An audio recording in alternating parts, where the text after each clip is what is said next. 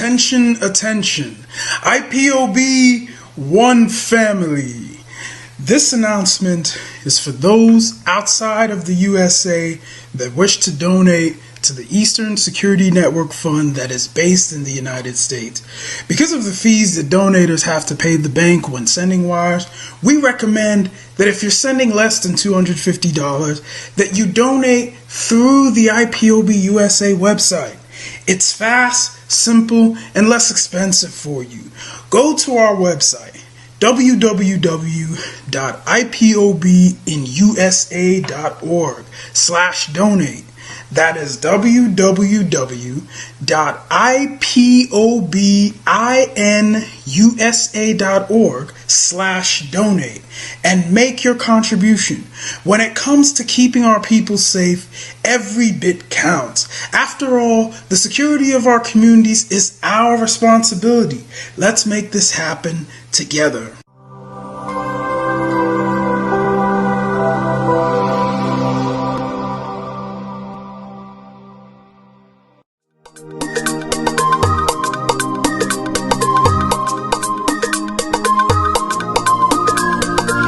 Yeah, Mr. Bella once again. Wisdom, heal it, come on, get up. Say Biafra will not last forever. They say IPOB no go stand.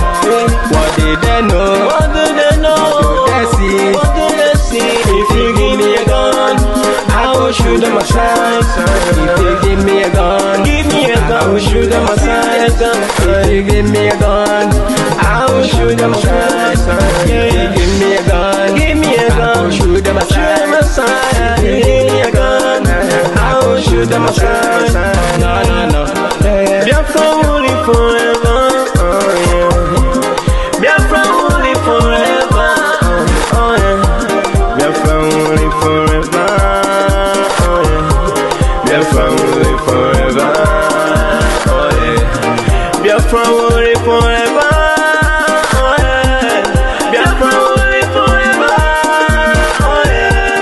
Biafra will live forever, yeah. Biafra will live forever, yeah. Ogerugo manige tetanura. The lovers of Biafra. This is the time we need to come together and fight for what is belong to us. Ogerugo maniga bandits who want to make us a giant of Africa. Adam Pochinti na Hesugo Mbogeru nisina nyama kweno. Hello Lisa Binigwe out of his wisdom, giving us somebody like Nnamdi Kanu for this our race mission. Biafra will not last forever. They say IPOB no go stand. What did they know? What do they know? What do they see? What do they see? If you give me a gun, I go shoot them aside. If you give me a gun, I go shoot them aside. If you give me a gun, I go shoot them aside. If you give me a gun, I go shoot them aside. If you give me a gun, I go shoot them aside. Oh no, no, no. See Ojukwu, our hero, how the fighting never stop. Mazi Nnamdi Kanu, but no one will stop. They cannot stop. Biafra will live forever. Believe me now. But independence for Nigeria as a corporate entity is not enough. The peoples of Nigeria must at the same time be guaranteed their freedom.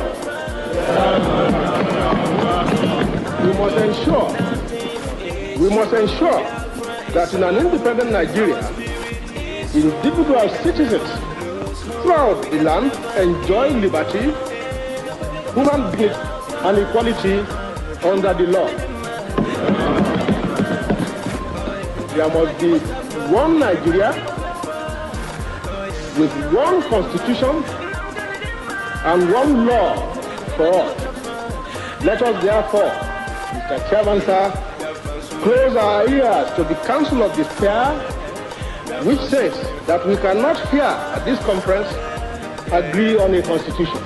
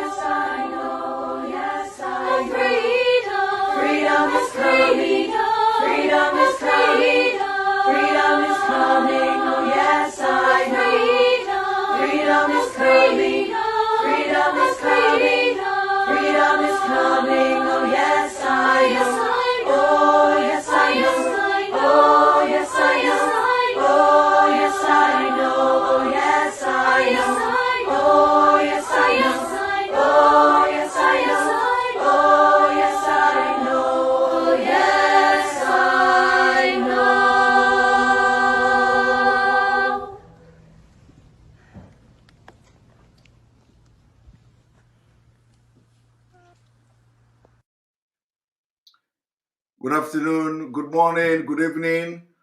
Welcome to this wonderful evening broadcast where I have come to be drinking coffee because a lot of people don't like me drinking coffee. Thank you very much for joining. You are watching live and direct on Enter Biafra Channel 1, live and direct on YouTube, live and direct on Twitch, live and direct on other media platform as we wait for our live streaming app, which will be ready by next week, I believe. Latest next week, our live streaming app will be ready. Thank you and welcome to this program. As you are joining, you hit the like button. You hit the like button. You see, the best revenge is to live good. So please, we just have to concentrate and do justice to what we have come here to do today. We are going to be embarking on a complete demolition and analyzing and exposition of the interview granted by the naval officer. We will not start that complete analysis today. What we are going to do is to give a general overview of what is to come from that particular interview this man granted to Channel Television today. So, and I want you, as you are watching and listening, you are going to be remembering everything we have said in the past about the northernization of Nigeria.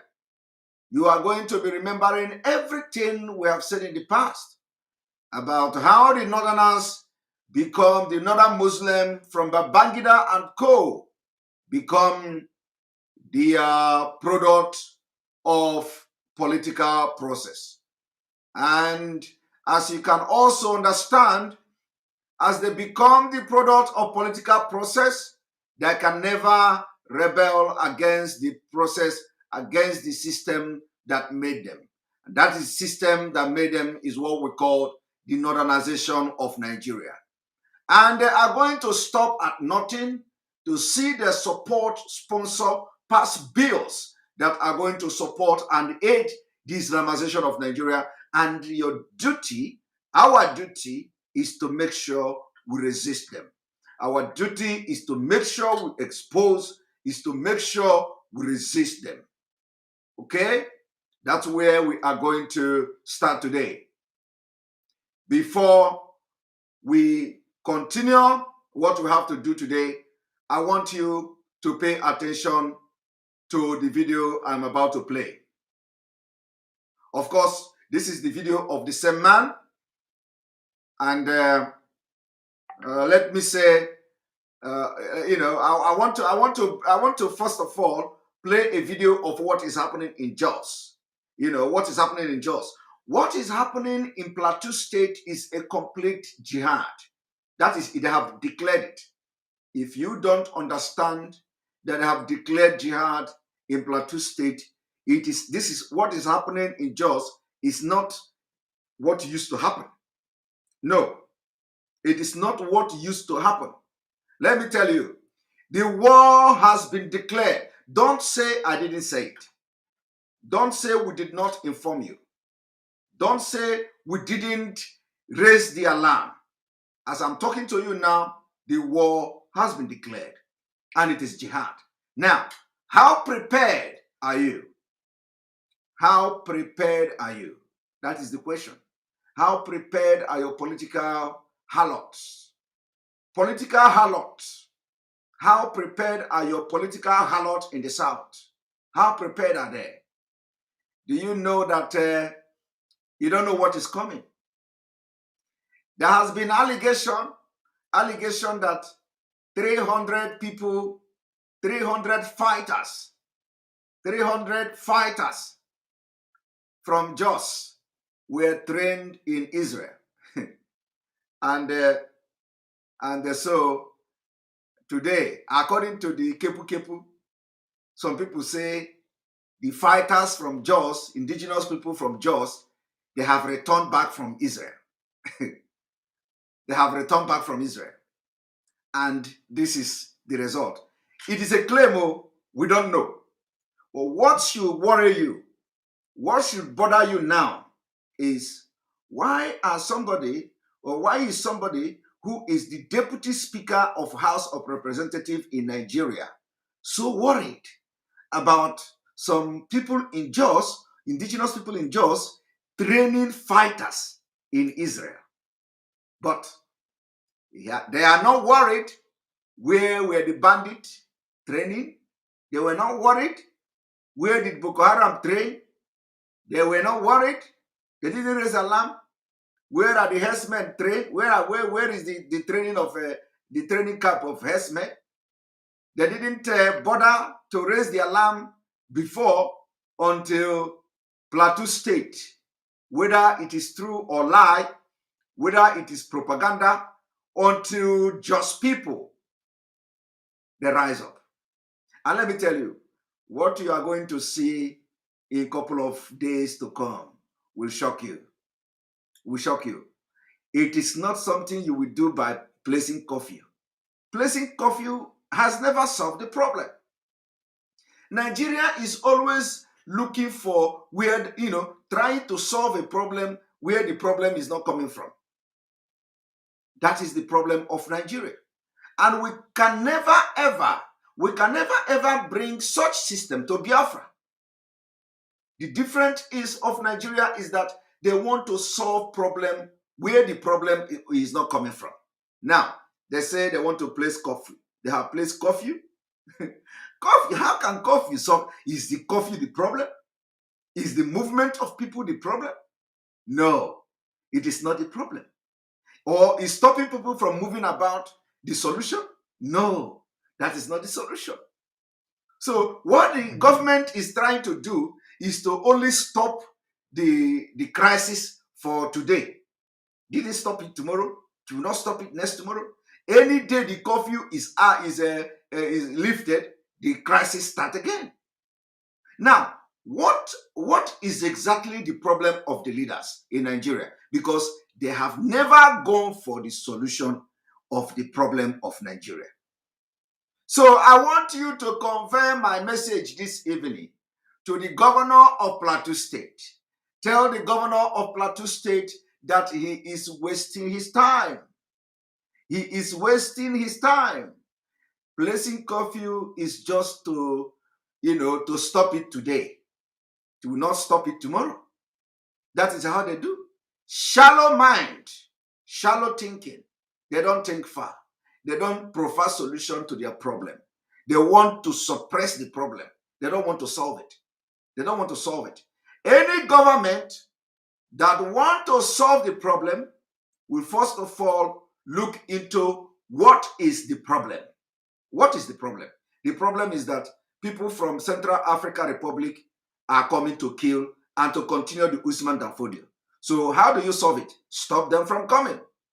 How do you solve it? Chase the one that are already there away from the land. It doesn't belong to them. Solution. Case closed. Chikina. The solution is, do you have Fulani in Jos now? And they are not supposed to be there. If the answer is yes, oh yeah, all of them, chase them away. And the case closed. As you are chasing them away, you make sure you beef up security and never allow anybody to enter Jos. Both in the night, both in the ungodly hour of the night, and then don't allow them to enter Jos, Plateau State again. Problem solved. Okay? But how can you be placing a curfew when the people are still there, occupying the land? And they have killed people, chased them away, and continue to occupy the land. So how are you going to solve this problem? You can never solve. You can never solve it. You see? And let me tell you, if you place curfew today, they are going to be gathering momentum. The amount of the killing that is going to come after the curfew is lifted, or at any given opportunity, will be so heartbroken. It will be very disastrous. So tell the governor of Plateau State that if they don't know the solution to Nigeria problem. They should consult us, the Biafrans. They should consult IPOB. They should consult the indigenous people of Biafra so that we will provide solution to them. Because it seems that nobody knows the solution. Because curfew can never, ever be the solution to the killing in Jos. So I want to make it very clear. Curfew can never be the solution to the problem in Jos. And let me tell you, when I'm talking, I'm not just talking as somebody who is an agitator. Let me put a little bit boast. Let me put a little bit boast. I am talking as somebody with security experience. I am talking with somebody that have so many experience. Let me boast a little bit, because there are some people that are watching me now and they are very angry. You see, this thing you see here is not, you can't buy it you can't buy it from the market. So let me boast a little bit. You can't buy it from the market. All these things you see here, they are not fancy. It is not for decoration. All of them are something that is merit, is on merit. You can't see it with anybody, anywhere, without merit. So I am not talking, I'm not just talking as somebody who is on social media. I am not talking as somebody who is selling, who is doing buying and selling. I don't do buying and selling. Okay? I eat from brain. My own business is a brain business. Okay? My job is to provide solution. My hourly fee is 200 euros per hour. Let me tell you today, my hour, 1 hour is 200 euros. So when I talk, you take it very serious. If I talk to you, if I give advice, take it very serious. So when I'm talking all these things, some people think we are coming here to rub shoulder. Let me boast a little bit. Okay? I want to be pompous this evening. I want to be pompous. What did I say? My hourly fee is 200 euros per hour. So when I come here to talk, you take it very serious, because my hourly fee in my professional field is very expensive. It is 200 euros per hour. Very expensive. So for you to come to me for consultation, you must get balls. Okay? That is what I'm giving to Biafrans, and free of charge, because it is also my fight. I'm fighting. So don't think we are mate. We are not mate. Not you watching me, but for those who are talking. You know, I'm not talking to you. I'm not talking to the genuine Biafrans, but I'm referring to some specific people. Okay? So when I talk, you take it very serious, because my hour is very expensive. 200 euros. And if you are here, I will add VAT, value added tax. So it is going to be 200 euros plus VAT, 24%. Calculate it.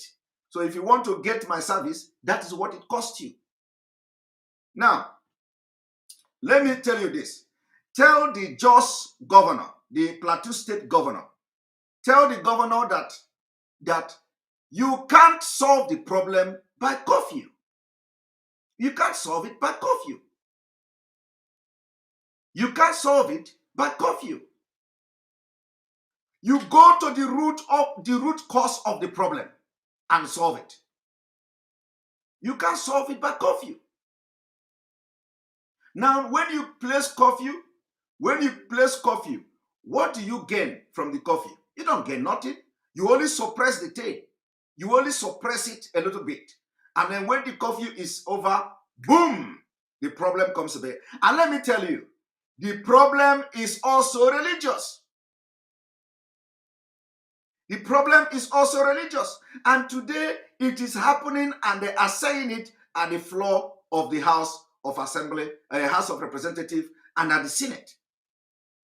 So for this reason, I want to bring something to you. One moment. One moment. One moment.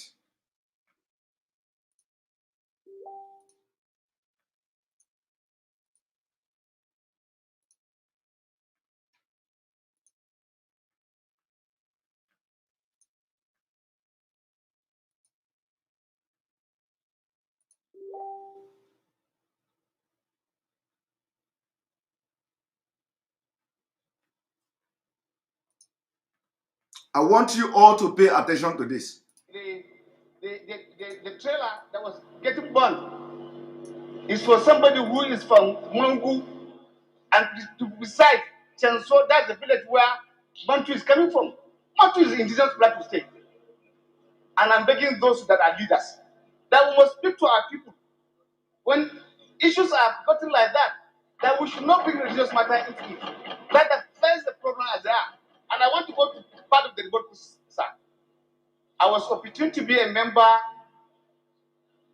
of the transition committee when this government came to power in Plateau State. And I want to say this, that the security are not doing their work. There are remote causes of this matter. Whether we like it or not, that's the truth. Mr. Speaker, I want to inform this House and Nigerians that about 300 people were trained in Israel. I said 300 people is there in our report. We gave it to government to work on it to find out those who are sent for that training. I can tell you, Mr. Speaker, to date, nobody has been traced.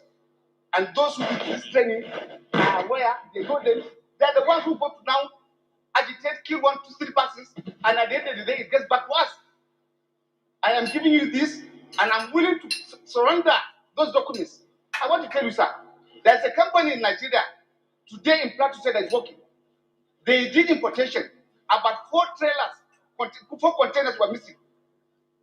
And when we trace as a committee what are in those containers to go root menu, sir, we are told it was taken to a person's house, a highly politician. And trace the name of the company. I'll give you the name of the company. It is a security company in Israel. They bought arms. And we do not want to speak the truth. It will continue to hunt us. It will continue to devil us. The truth of the matter, sir, there are some politicians who are behind this matter. There are some people who are behind this killing. And I want to Did you see the people clapping? Did you see the people clapping? Fulanis. They are the one clapping. Just because whether the story is true or not, they are now clapping. They are now clapping for saying that people were trained in Israel. I want to take back again. I want to take it back a little bit. Let me start from the beginning. The trailer that was getting burned is for somebody who is from Mangu, and to beside Chenso, that's the village where Bantu is coming from. Bantu is indigenous Plateau State. And I'm begging those that are leaders that we must speak to our people. When issues are gotten like that we should not bring religious matter into it. That is the problem as they are. And I want to go to part of the report, sir. I was opportune to be a member of the transition committee when this government came to power in Plateau State. And I want to say this, that the security are not doing their work. There are remote causes of this matter. Whether we like it or not, that's the truth. Mr. Speaker, I want to inform this House and Nigerians that about 300 people were trained in Israel. 300 people were trained in Israel. Listen to it again. Trained in Israel. About 300 people were trained in Israel. That about 300 people were trained in Israel. I said 300 people is there in our report. We gave it to government to work on it to find out those who are sent for that training. I can tell you, Mr. Speaker, to date, nobody has been traced. And those who did this training are where they go them. They're the ones who go to now agitate, kill 1, 2, 3 persons, and at the end of the day, it gets back to us. I am giving you this, and I'm willing to surrender those documents. I want to tell you, sir, that. Are you listening to that? This man has never advocated for those that trained in Saudi Arabia or in Yemen. This man never come here to expose to you those they have, sent to Yemen or to Iraq Iran, no, they don't go to Iran. They cannot go to Iraq. To a place like Pakistan, Yemen, Pakistan, to train. No, he cannot. There is no, no, they don't have that. Or those they are sending to some Central African Republic to train. No. They are not going to tell you that. Now they are telling you that they have trained 300 people, or Egypt, thank you. Now they have trained 300 people in Israel. And they have the record of those 300 people from, and Libya too, from Israel. So he is now, and he was part of the committee. He was part of the committee who find out the secret that just people have, they have sent 300 people to Israel to train, and now they are back. Now they are back. And even if just people actually went to Israel to train, all the killings for decades, do you think they can even do anything to revenge them? Even if they kill all the Fulani, they cannot revenge them. How many are there? But you see, all of them announced, I want you to see the atmosphere at the National Assembly. See atmosphere at the Green Chamber. That is what you don't know. You see, all of them are clapping. Hey, he has spoken well. He has defended us. Do you know what I call this? What you call it is the political process. The product, all the people seated there, they are all political process. Now they are protesting about just because just people dare to do something. Just people dare to do something. Now he told you that container came that a highly placed politician. I don't need to tell you now, but you know when the person is referring to.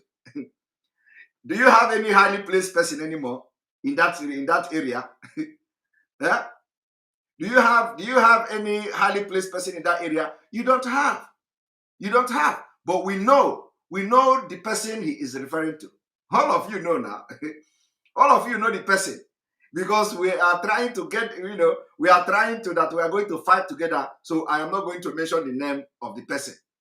This will be the first time I will not mention the name of the person he's talking about. Because we are going to fight them together with those people. But these are the people that killed Biafrans. No, it's not a Dangote or whatever. No. No, it's not even that one. So 4 containers that imported arms into Plateau State.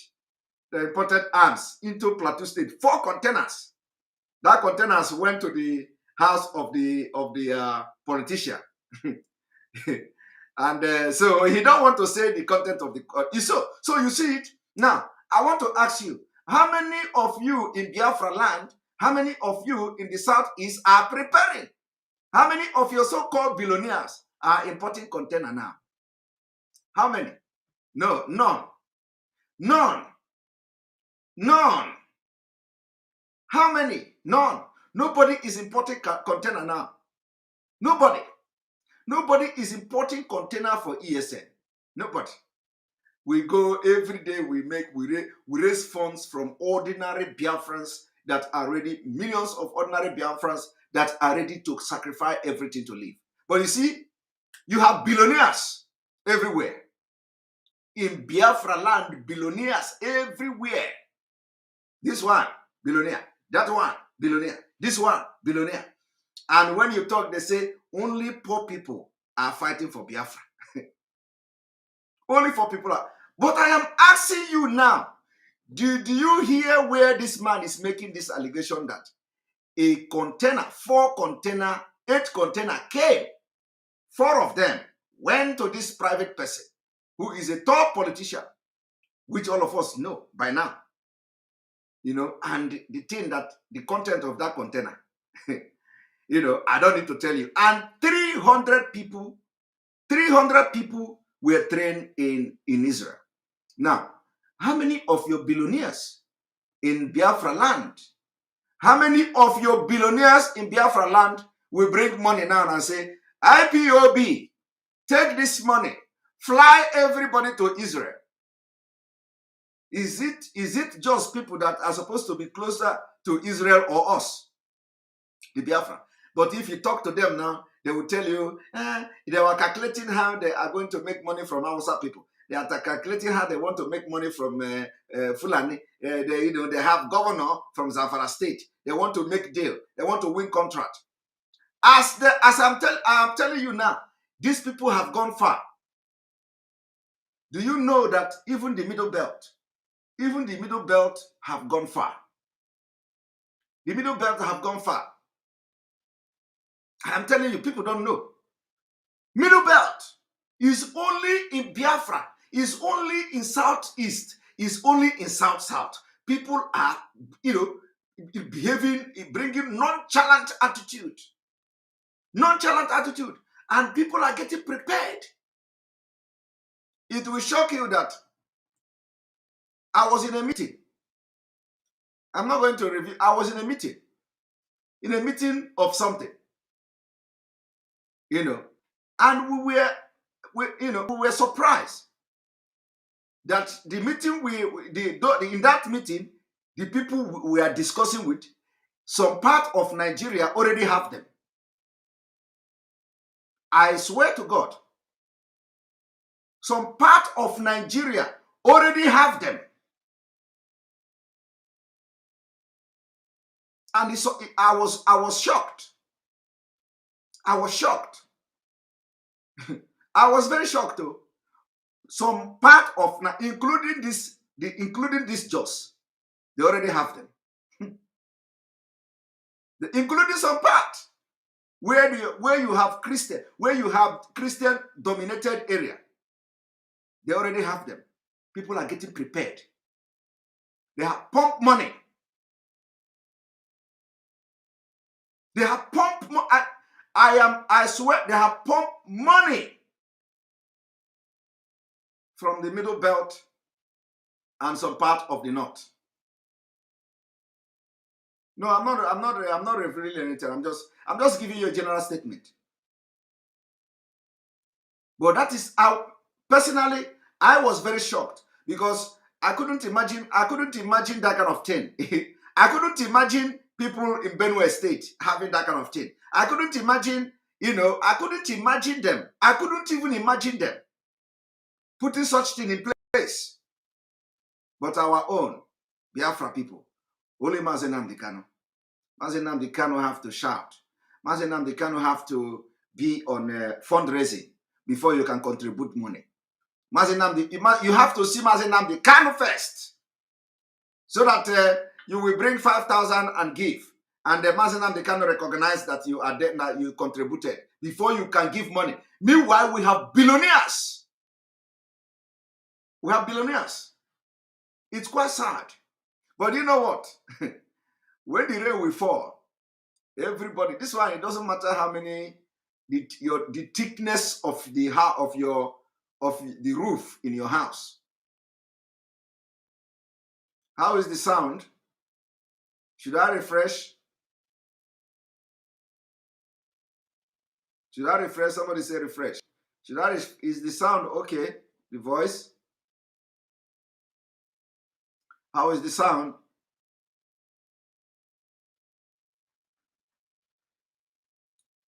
All right, I say no. Okay, it's okay. All right, thank you. So anybody that his own is not working should go and check it and check the phone. So the point here is that all these billionaires in Biafra land,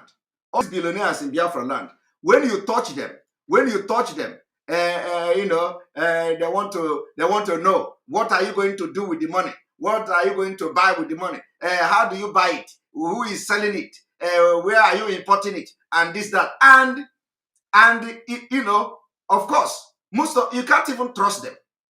You can't even trust them. They want to know where you want to put the money. Where is the money going? What do you want to buy? This, that, this, that. Is that how people are doing it, just? Is that how people are doing it in Middle Belt? No. Because first of all, what IPOB and Mazi Nnamdi Kanu is doing, you can't do it. So it is either them or you don't. So when you want to contribute money, you contribute money. And there is always account. There is always audit. There is always accounting. If you want to know how the fund is being used, it's your right. So what do? You can every year, you can request, we don't even want to have every year. We want this Biafra to come today, tomorrow. So, but anyway, every year you can, if you are contributing $500,000, $50,000, $100,000, which is no money to some of you. You can say, now let me demand for how what is going on. Then IPOB leadership can give you a report. But look at, other people are doing it. But your own.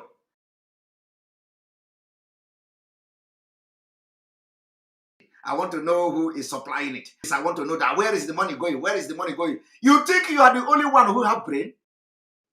You think you are the only one with brain? When these people, you see, if a president of a country can run away with one cloth in Afghanistan, you can imagine you. Let us see how your brain is going to save you. I tell you, just pray that the time it will happen, you are not there. Because when it happens, they are going to close all the airport. Let me tell you, before strike, they have planned everything. So they are not just coming to strike and they begin to plan. Before these people start to strike, they have planned everything. They have planned and they have concluded when they are going to close the airport. So when you think that, just pray that you are not in Nigeria. Because when you are in Nigeria, they will close the airport. Do you know how many people that are trying to run away from Afghanistan with all their money? With all their money, they are throwing children. With all their money. They want to leave. My advice this evening is going to the rich people. The so-called billionaires. I'm not talking about millionaires. I'm talking about the so-called billionaires. The so-called business people. Those who are running for election. Those who are spending money to run for election. They are coming for you. Fulanis are coming for you. By the time they come, they are going to look for you first. Because they know that if they miscalculate, the video is cracking. Let me refresh.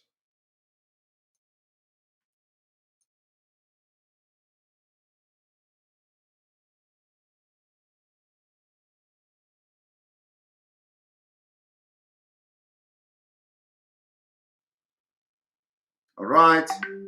Welcome. You are watching live and direct on Enter Biafra Channel 1. So let me tell you, by the time they come, when they come, like when you hear Dr. Malafia saying that they are going to be killing prominent Nigerian from the south. Do you know why? Some of you don't know why. Some of you don't know. I'll tell you the reason today.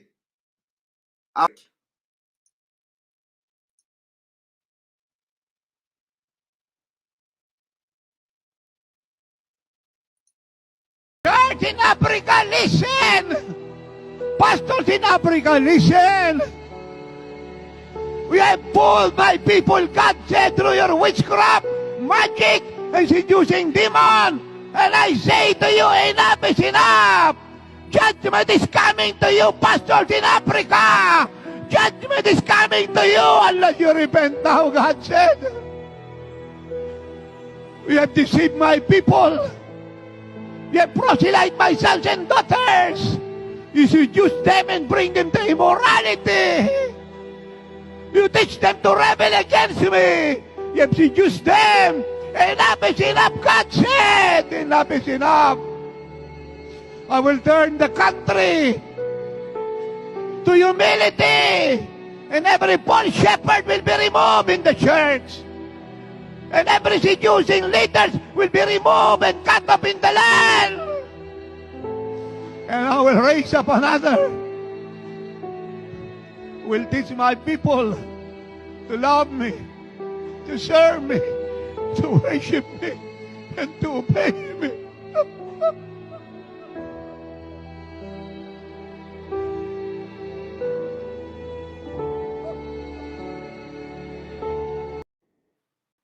right, welcome back, welcome back, welcome back. As I was saying, do you know the reason why they told Dr. Malafia that they are going to start killing prominent people from the southern Nigeria? Do you know why? Let me tell you the reason. The reason is,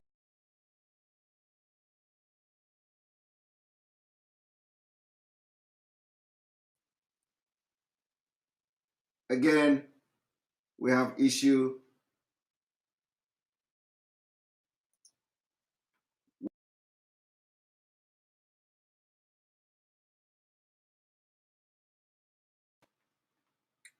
Here we go.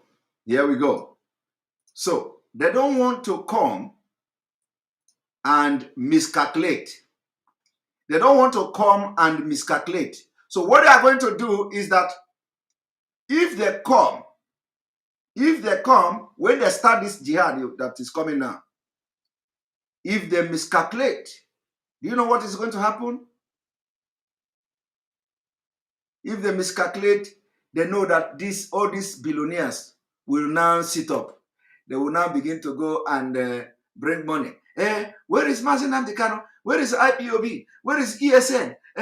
Please, where is the account? Where is the account? Where is the account? I want to contribute money. You know, I want to contribute. Where is the account? Where is the account?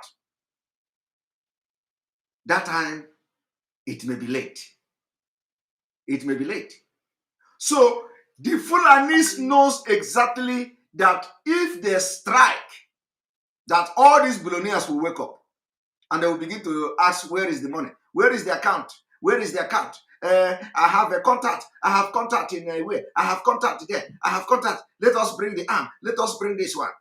By that time, it is late. So they don't want to miscalculate. They don't want to miscalculate. They don't want to miscalculate. So they want to come clear. And once they come, they attack bad. They want to get all the big rich men in the south.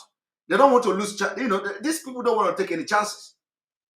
So my people, pray that you are not in Nigeria by then. Because when they come for you. All of you that are billionaires, they're going to come for you. But we are telling you now to bring money, you will not bring the money. We are telling you now to support the struggle, you will not support the struggle. But do you know what?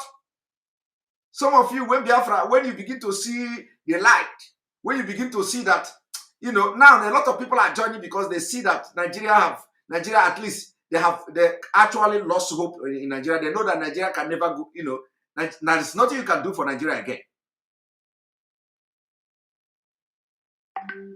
And then we have our Ambazonia brothers and sisters here. Text A. Thank you for the super chat.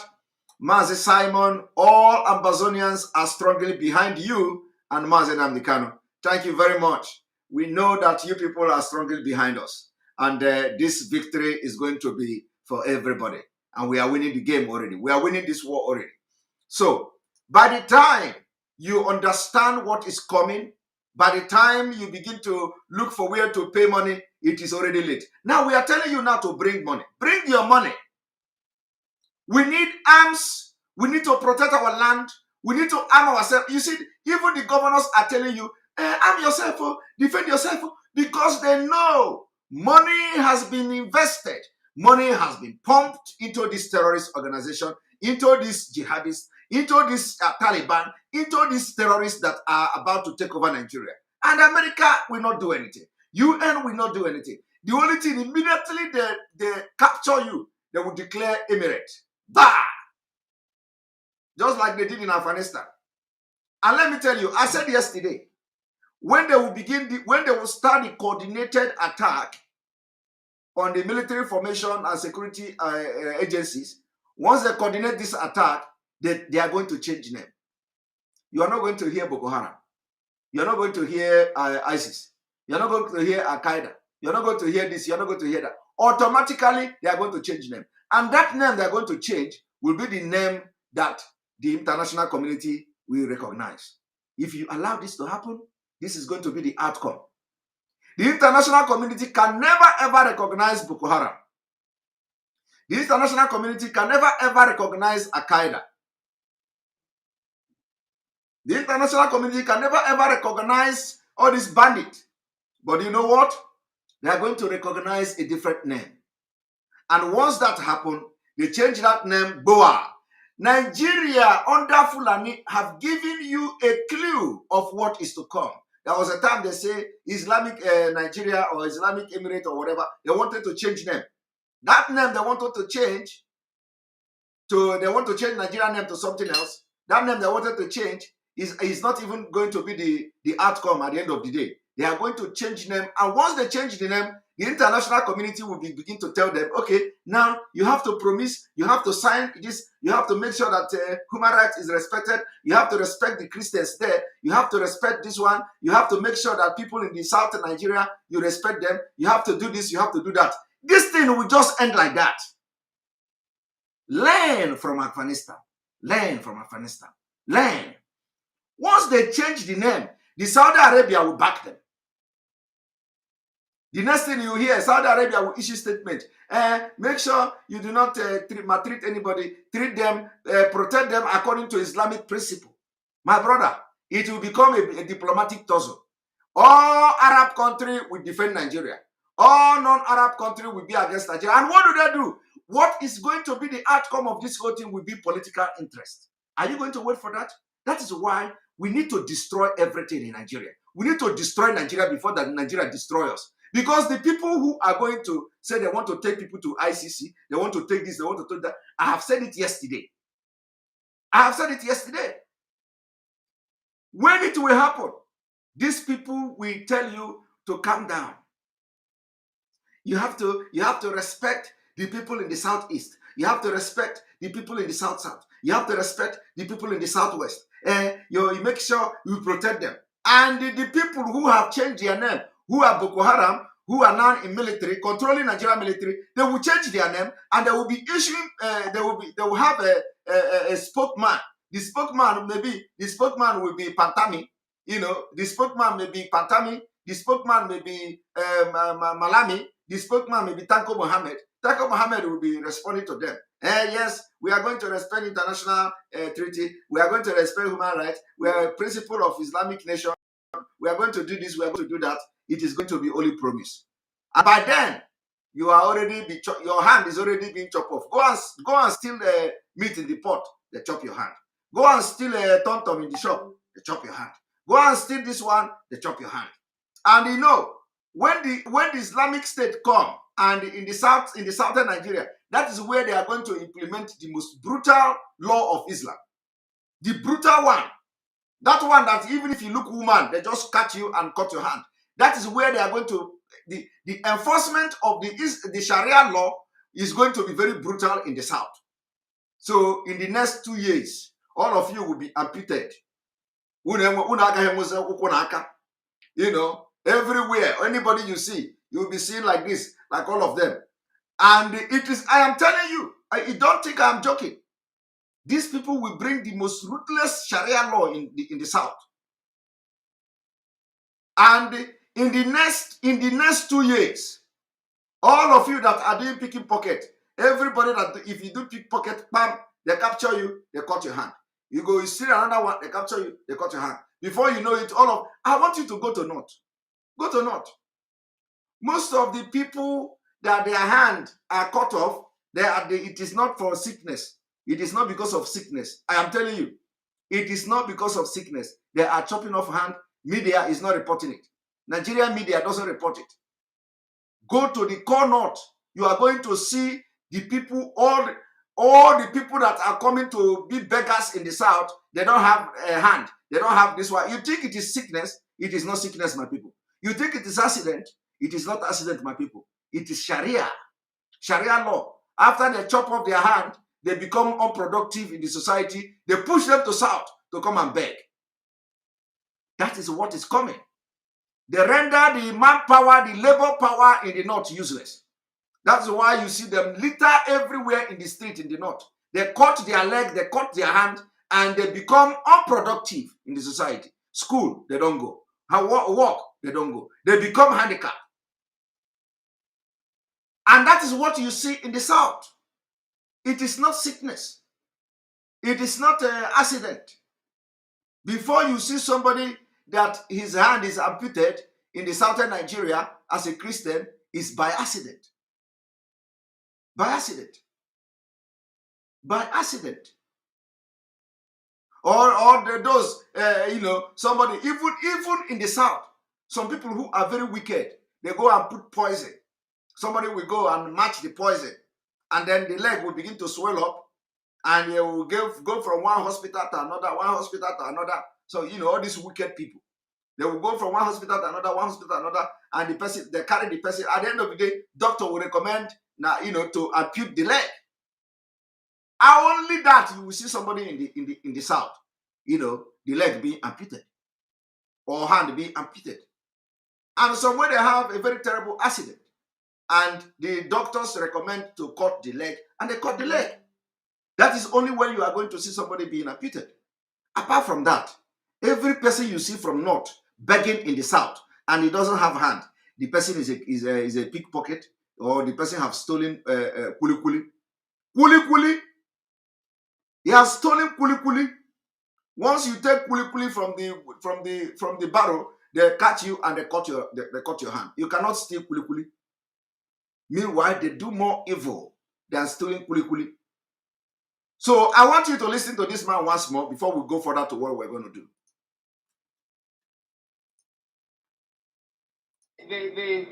The trailer that was getting burned is for somebody who is from Mwangu, and besides Chenso, that's the village where Bantu is coming from. Bantu is indigenous Plateau State. And I'm begging those that are leaders that we must speak to our people. When issues are gotten like that we should not bring religious matter into it. That's the problem as they are. And I want to go to...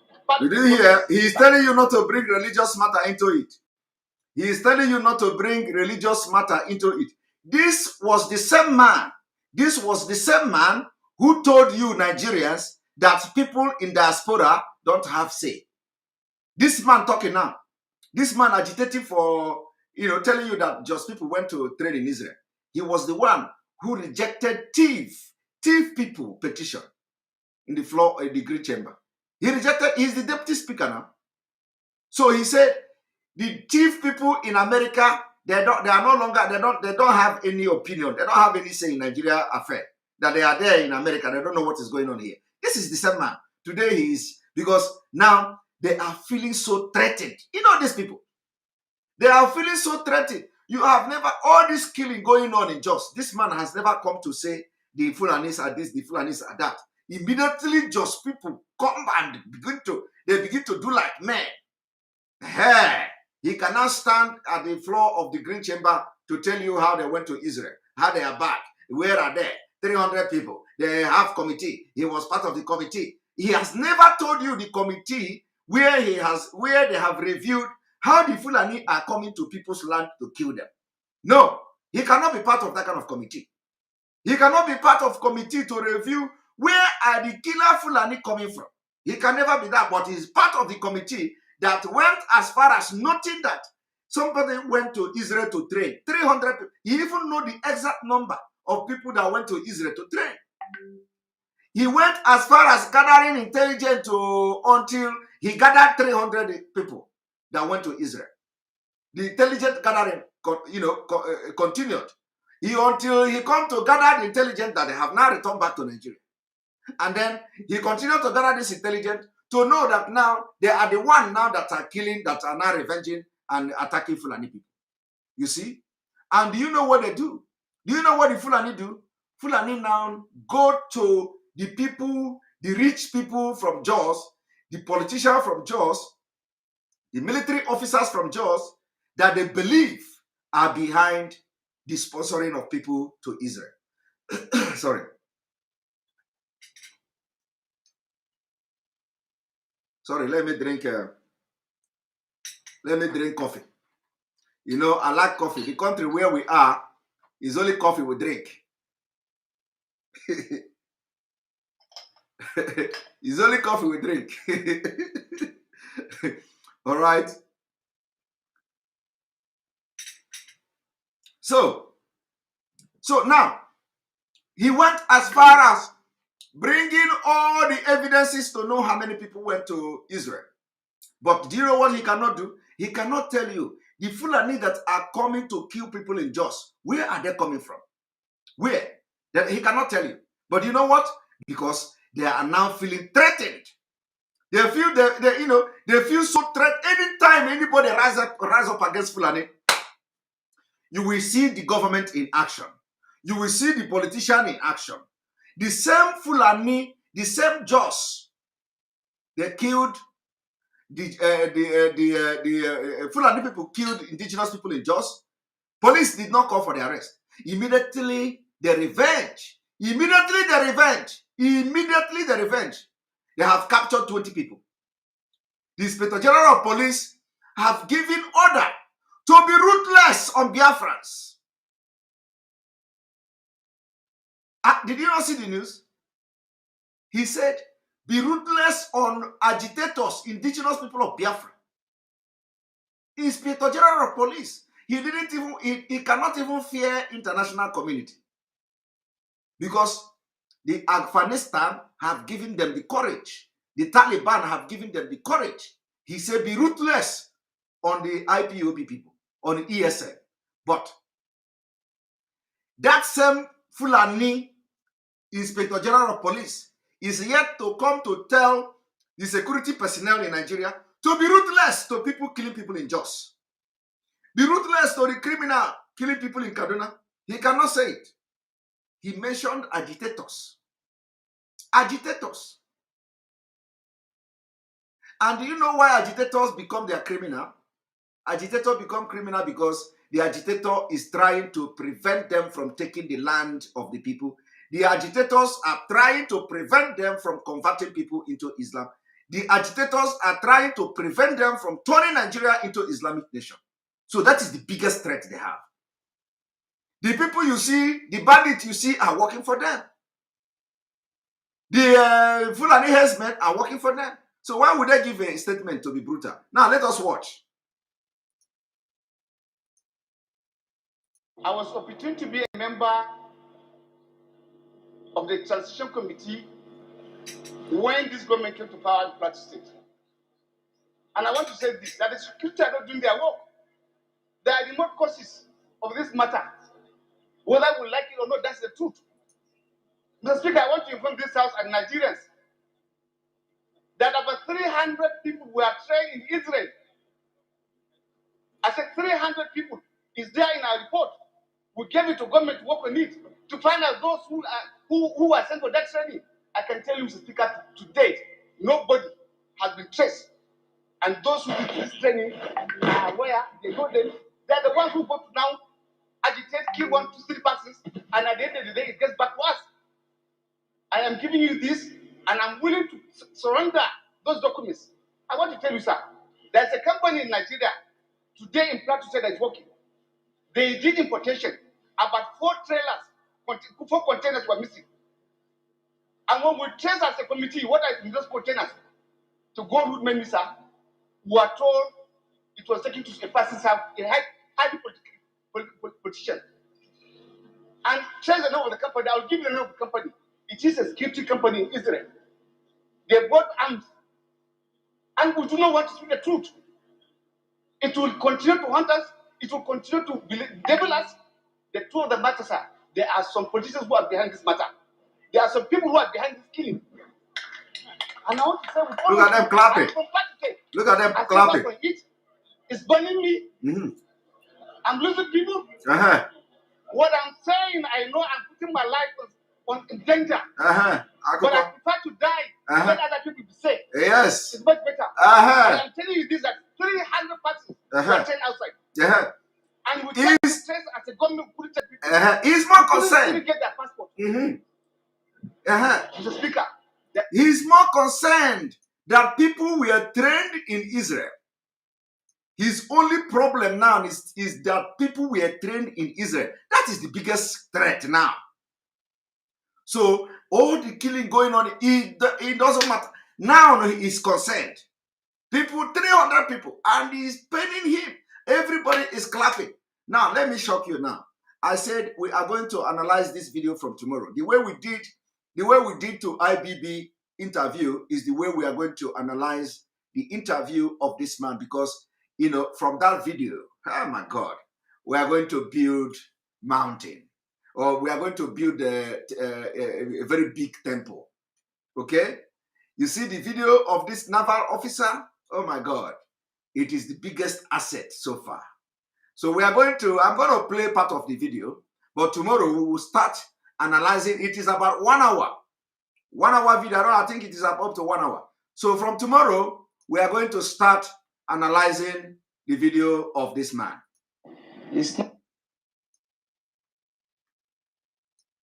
By tomorrow, we will start to analyze the video of this man. These are the program you must not miss. You must not miss this program. About sentiments is that there are a group of people in this country that feels that this country should be Islamized. This is a fact. I say you want me to start mentioning names of people in this government that we have interrogated. I was a member of an interrogation team, and I've interrogated a very high-ranking member of this government in 2007, 2008 on the issue of Boko Haram. I interrogated him. He's in this government right now. You see, now, if you do not believe us, if you do not believe Mazi Nnamdi Kanu, if you do not believe Simon Ekpa and other Biafrans, are you not going to believe this one? This is a high rank where we are saying, you see, we have crossed the red line. Oh. I said, everything that is coming out from this mouth, believe it. Oh. It doesn't matter how long it takes. Believe it. Oh. Believe it. Oh. Look at how long it took this man. Look at how long it took this man to come now to vindicate us. What if they have succeeded in killing everybody in Nigeria? The information they have with him will die. Do you know other people that have more information than him? They are there. They are there like, let me speak Igbo. They are there like Nsiobogo. Nsiobogo. There are as many as possible that have a lot of vital information, intel, even more than we have. They don't want to come because everybody is afraid. And some of them will die with the information they have. They will not release it. Now, do you know how many times, do you know how long it took this man to summon courage to come and do this? And let me tell you, anybody that is doing this, this is the best service you can do to your people. This is the best thing you can do to the generation now. This man has become a hero. Because I know a lot of, I know that more will come from him. Because he is now on the loose. He's on the loose. So we are going to start analyzing the video from tomorrow, the way we did to IBB. Now let us listen to him.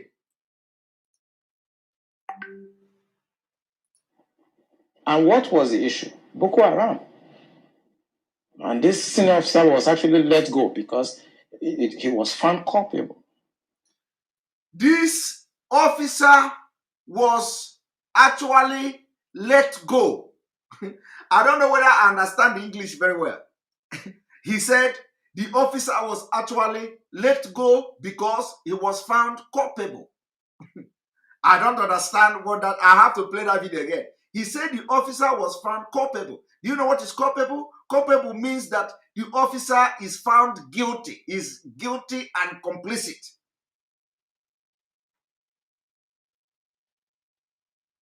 And then they say the officer was let go. And today today that person is in this government.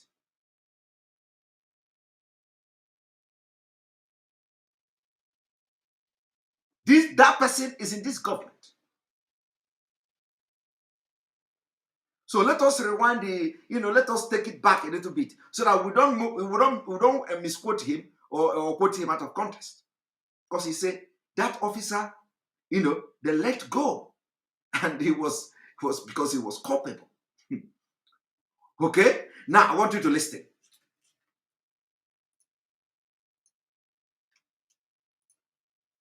officer was actually let go because he was found culpable.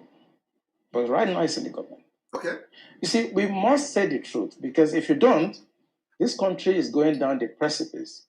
We have been set back more than 60 years. Okay. Right now. Okay. We've gone back to the time before 1966. Okay. Now, the question now is that why do we have to wait this long for him to come out? And this man has been watching us. This man has been listening to us. We commend him for coming now, but hi. What if God forbid, what if this thing was happening and they decided to attack him? How would we have heard this thing that we're hearing today? There are a lot of you today watching me, military officers in Nigeria, that you know what we are saying is correct. That you know this plan we are reviewing every day is perfect and correct. A lot of you know that everything we are saying now is not propaganda, is not lie. And a lot of you will also hear where the governors from the southern Nigeria will come to say we are on ground. And you know that they are not on ground. You keep quiet. I want to ask you now. Umahi brother. Umahi brother. Was he not a military man? Was Umahi brother not a military man? Now, I want to ask you a question.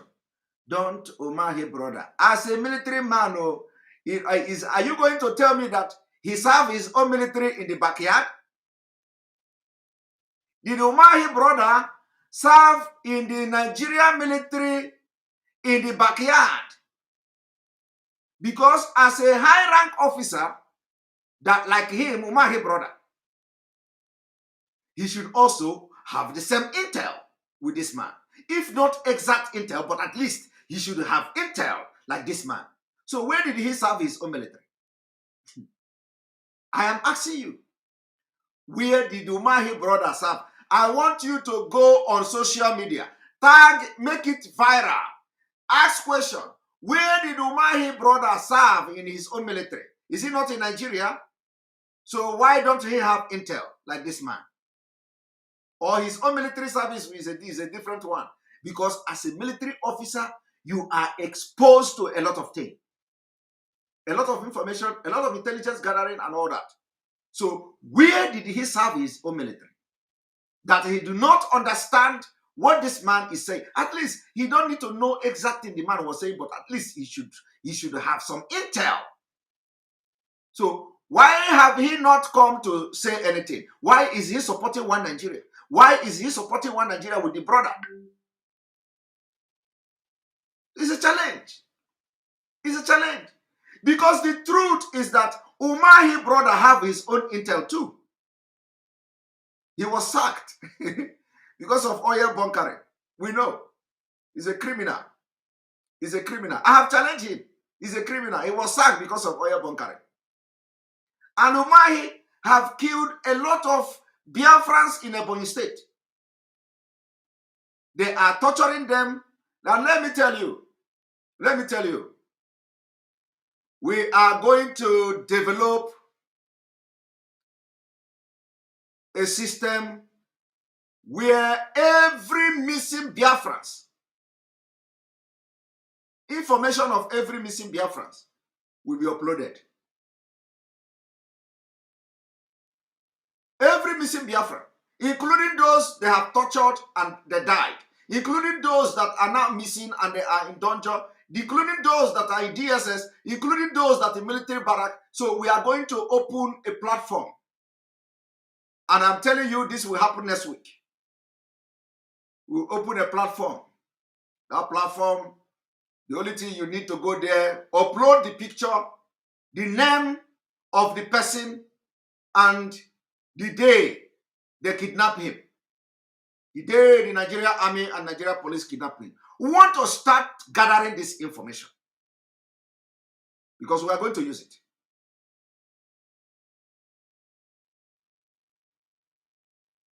We are going to use it.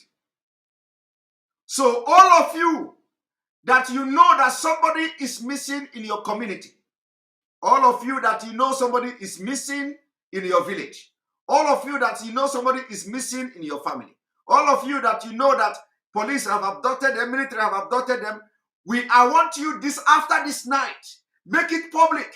We are going to create a platform where you will upload the picture, the name, the date they abducted him, if you know. The time is here. The time is here. We will leave we are going to turn every stone. Because it is not, every day our people are missing. Bibo, everybody is missing. Everybody is missing in Obibo, this one, that one. So now people that, including those who they have abducted in Obibo, including those who are missing in Obibo after the atrocities of Wike, we want the families to start gathering pictures. Just upload one picture. I'm going to make the platform ready. Upload the picture, put the name. If you don't remember the date the person is missing, just put the month. The month the person got missing. If you know the date of birth, put it there. We are going to have the data. We are going to tell them the Biafra is different. We will see the data rolling. The data will be available for international community. The data will be available for the ICC. The data will be available for all big politicians all over the world. The data will be available there. It is going to be authentic. Authentic. Picture, name, date of birth. So if you know that you have somebody that is missing now, start now to look for picture. Go to social media, look for his picture. Go to any place, look for his picture. Go to the family, contact the family, look for his picture, date of birth, name, the place he lived and where he was abducted. We want to start gathering them from next week. From next week. From next week. And it will be public. It will be in the open. The platform will be created. And we will tell Nigeria government, Imanka, Imankozo. Imanka, Imankozo. It is no longer business as usual. It is no longer business as usual. This is coming. It is a reality. And let us continue.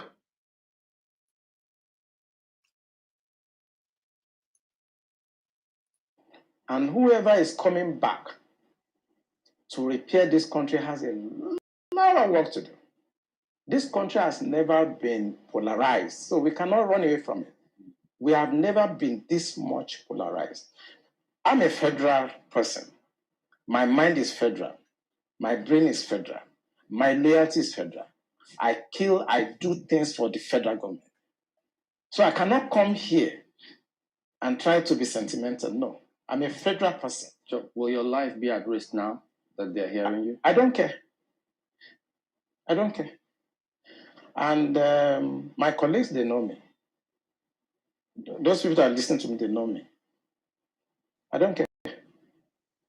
The issue is that this country is bigger than an individual.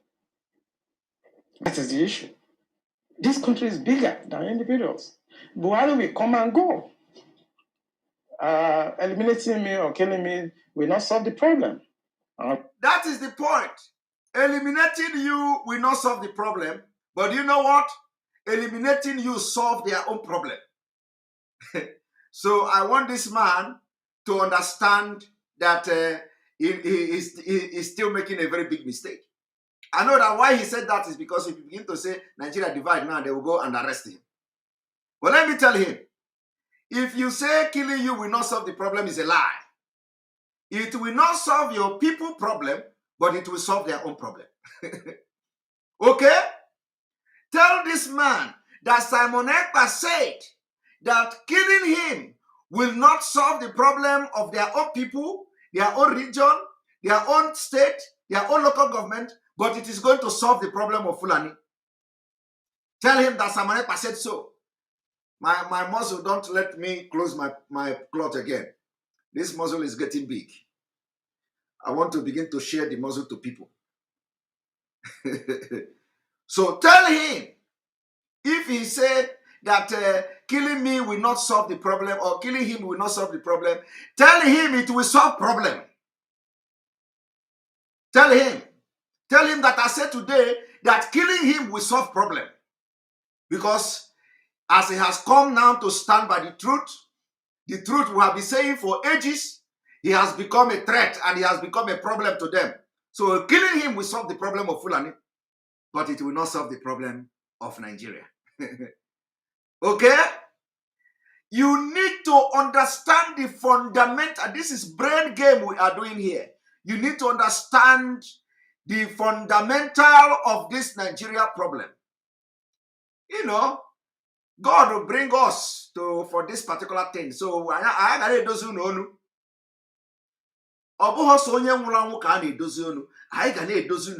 Tell people to listen when we talk. We are talking from the spirit. God is talking through us.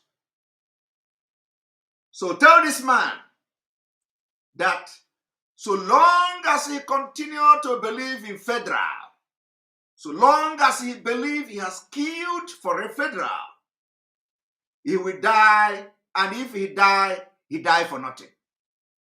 Because the people he killed for Nigeria to continue to remain or to ask for the best interest of Nigeria, he killed those people for nothing. You didn't hear him. He said, I kill for federal. I kill. He said it. And I like this. This is how anybody that have undergone military training, good military training, not this one. Because I believe this man, as a brave man, this is a military man talking. Anybody that have undergone military training, you don't look face. You don't look face. Except your own military is in backyard. You don't look face. Somebody tell me I should refresh. Is the voice and the sound okay? How is the sound?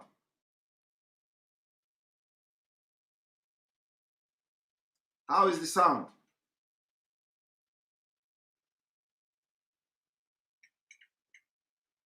How is the sound?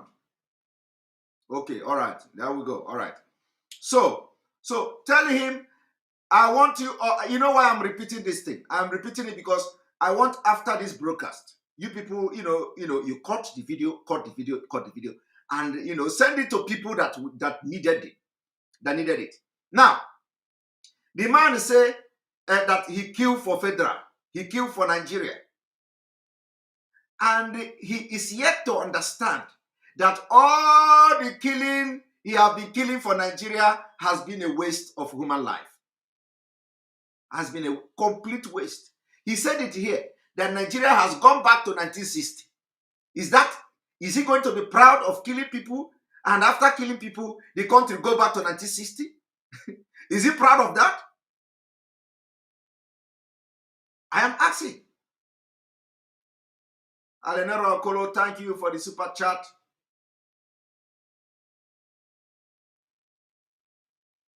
Thank you for the super chat. Is he going to, tell people that Nigeria is now going back to 1960? So the 1960 Nigeria, everything is going to be good. I have killed for Nigeria. I have killed for Nigeria. I have done this. I have done that.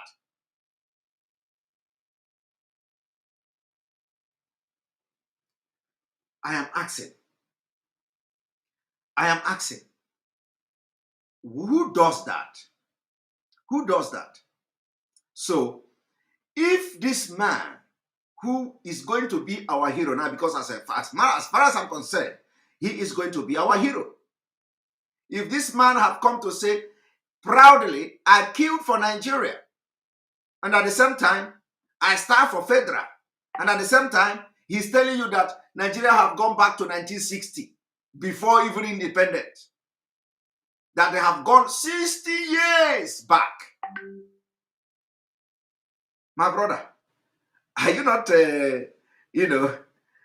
Alenaro, thank you for the super chat. Biafrans know they look Uche face. The data compilation begins, we move. So, I am asking, is it not a waste? Waste of human life? Waste of everything?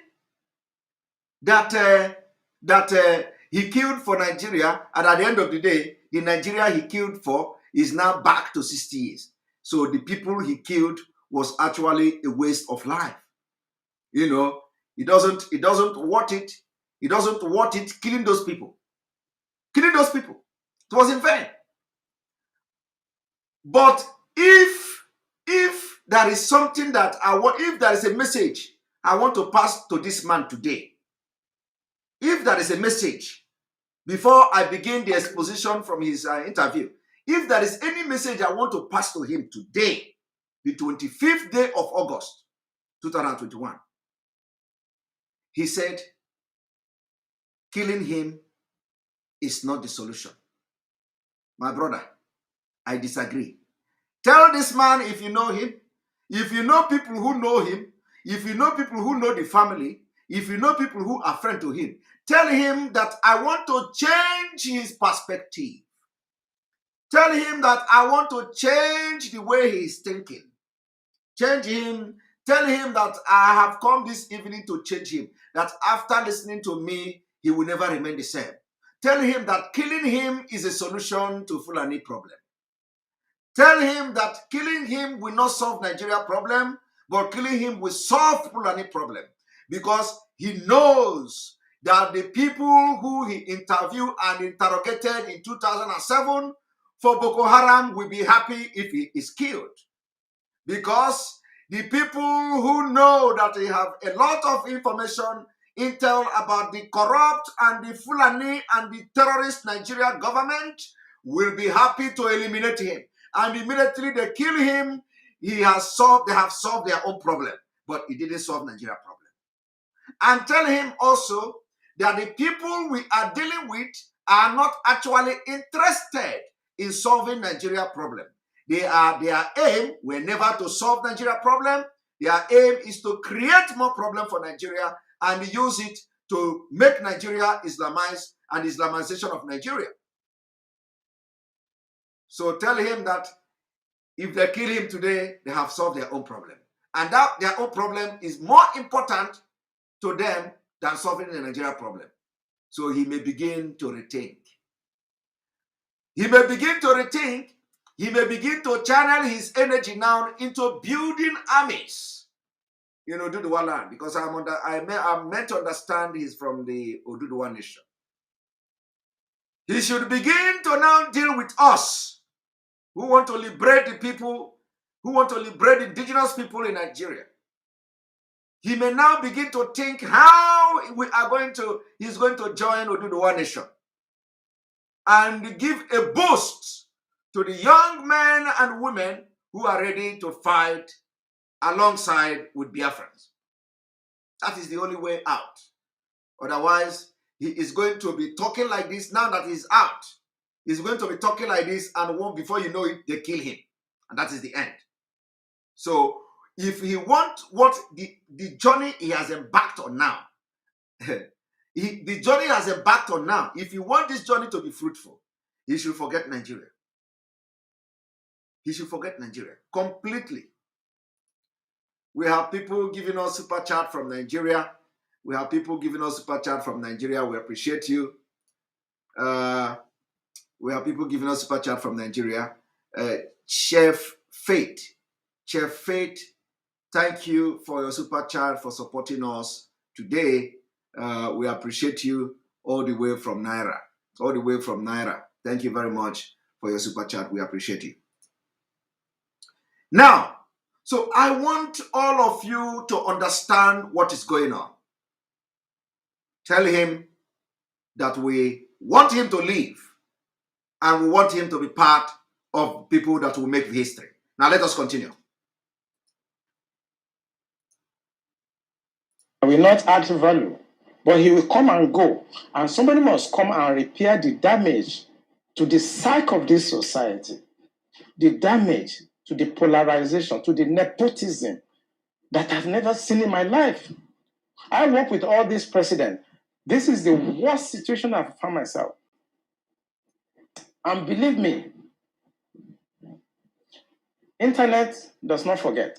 I was part of the people that helped to bring Buhari to government. because I believe in him. Have you worked with the government after that? After you helped bring the government? Oh, of course, I worked with him. We brought him in 2015, and I work as the Deputy Director of Defense Administration. And we have a lot of hope in him. And we actually are ready to do anything for him. What he has turned out over the years is shocking to us. I was in Harvard in 2014, in December, when the Department of State Services and CIA and others were contemplating about Buhari and other aspirants. I know what we did to convince the American government that the only person that can come and put this country right is Buhari. That was before the Lagos, APC, before they chose with them. Right. You see it?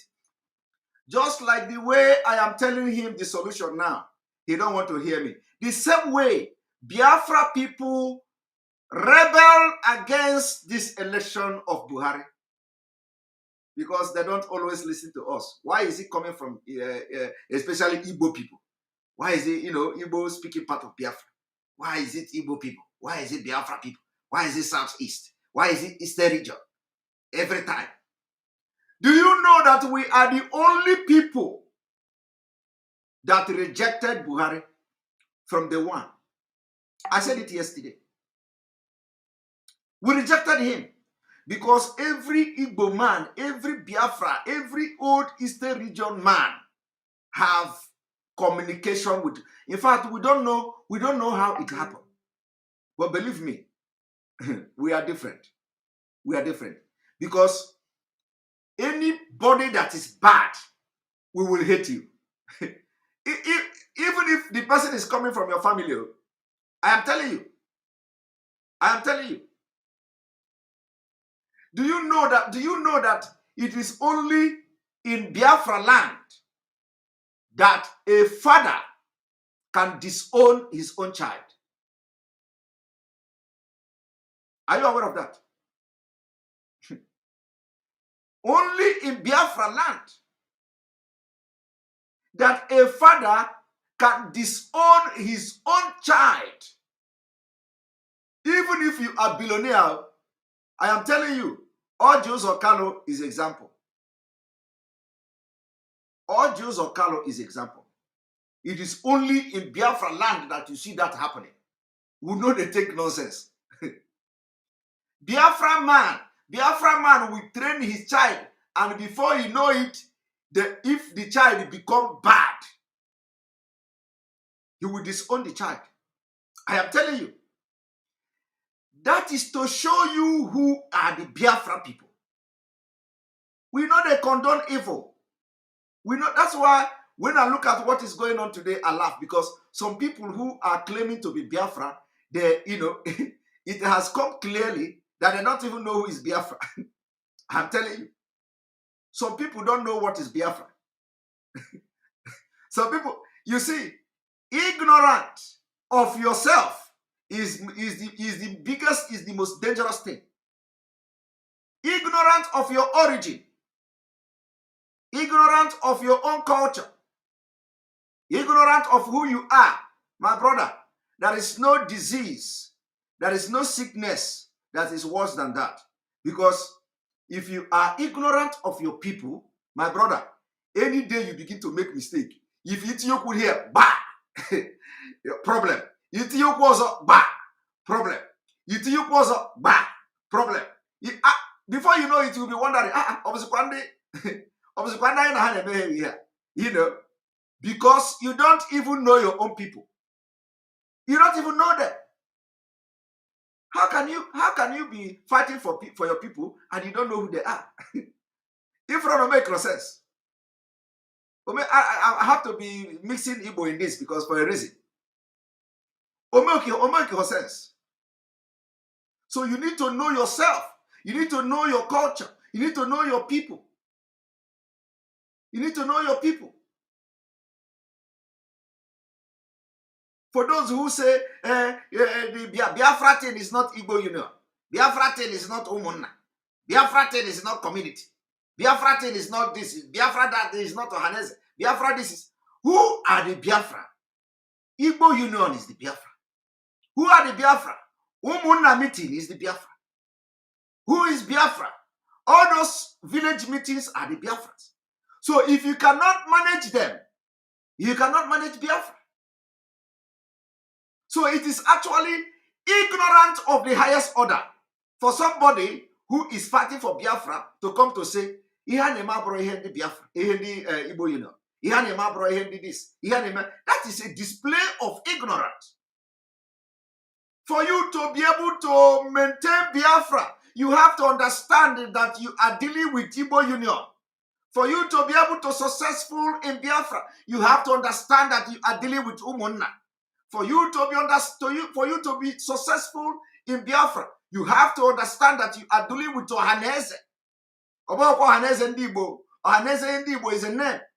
But I'm telling you that Ohanese Ndibo comprises of, it is a name. It is not the name of this political Ohanese Ndibo. Ohanese Ndibo is a name, means Oha, and the Eze means everybody. Oha and the Eze of Ndibo. Comprising Ndi Eze Nine, Ndi Ozo Nine, Ndi Iche Nine, Ndi Obodo Nine, na Ndi Igbo Nine. That is what it means. I am not talking of Ohanese of Obiozo. I am talking of real Ohanese in practice.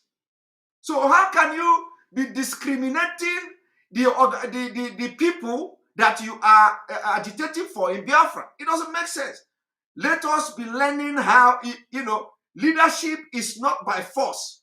Leadership is not gara-gara. You need to learn leadership. If you cannot understand the difference between the leadership, if you cannot understand the difference between how you can relate with people, my brother, you are going to fail. My sister, you are going to fail. And this is what we call the grassroots. The grassroots knowledge is missing. The grassroots knowledge is missing. You need to be grounded for you to be able to lead anything in Igbo or anything Biafra. I am telling you the honest truth. You may take it to the bank. You may take this thing and advice I'm giving to the bank. But if you want to be successful in any leadership in Biafra, you must recognize the fact that you are dealing with Ohanese Ndibo, not Ohanese Ndibo for Biozo. You must recognize the fact that you are dealing with the character of Igbo Union. You must understand that you are dealing with character of Umunna. Because these are the same people that you are leading in Biafra. Okay? You can never be successful. You can never ever be successful. And that is where the leadership is, that is what differentiates a good leader and a bad leader.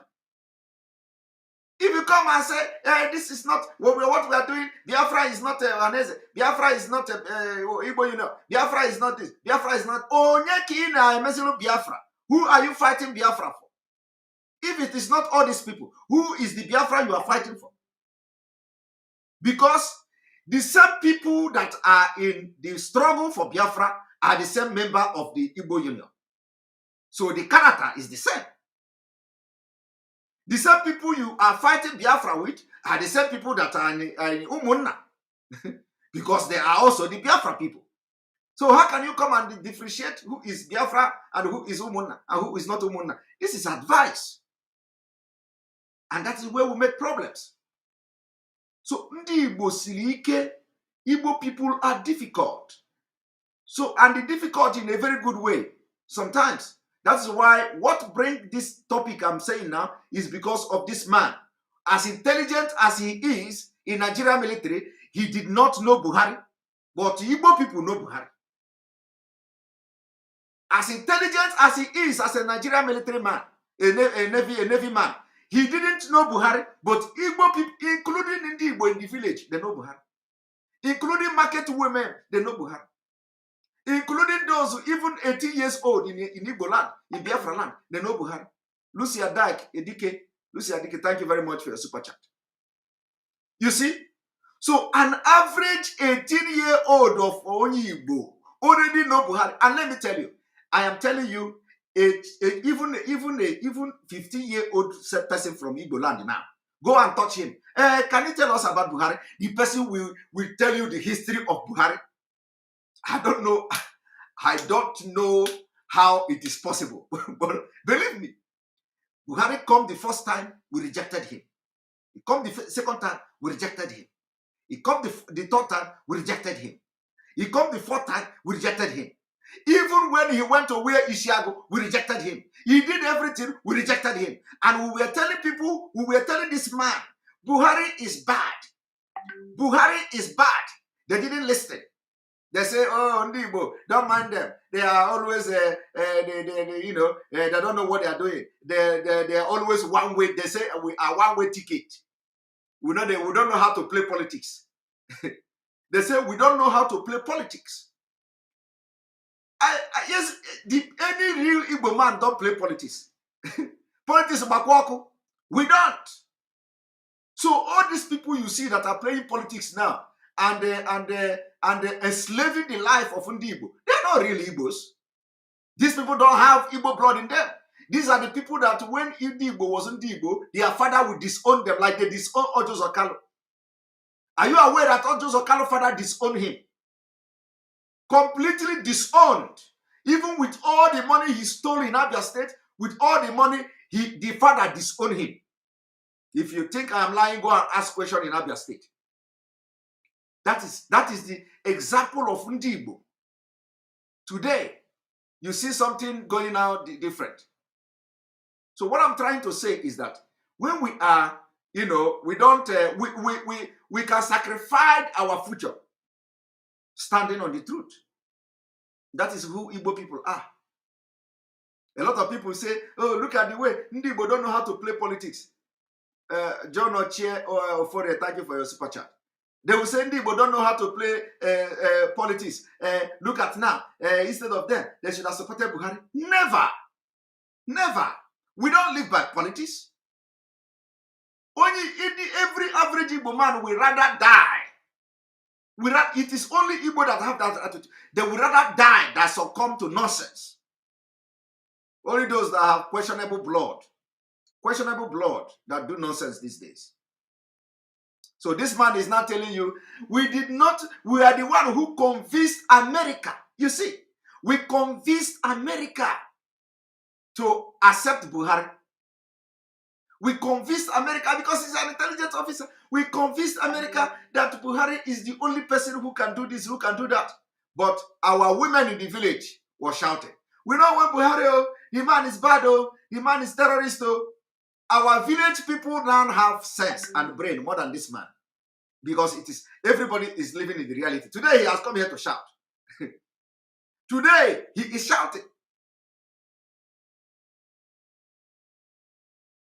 Somebody who say Buhari is dead. We know we are addressing Buhari as a name. So don't say we are addressing Buhari as a name. We know that Buhari, they have not come to prove us otherwise, that Buhari is alive. And that was how Tinubu came in. We know what we did, but what he has done in the past 6 years is shocking. It's unprecedented. And it should not be allowed to be swept under the carpet because the damage to the psyche of this country is monumental. You see, he said that what Buhari have done is shocking. It is not shocking to us. Never can it be shocking to any Igbo. It can never be shocking. Because we know. We saw tomorrow. We are the people that see tomorrow. Yeah, but we saw tomorrow. One moment.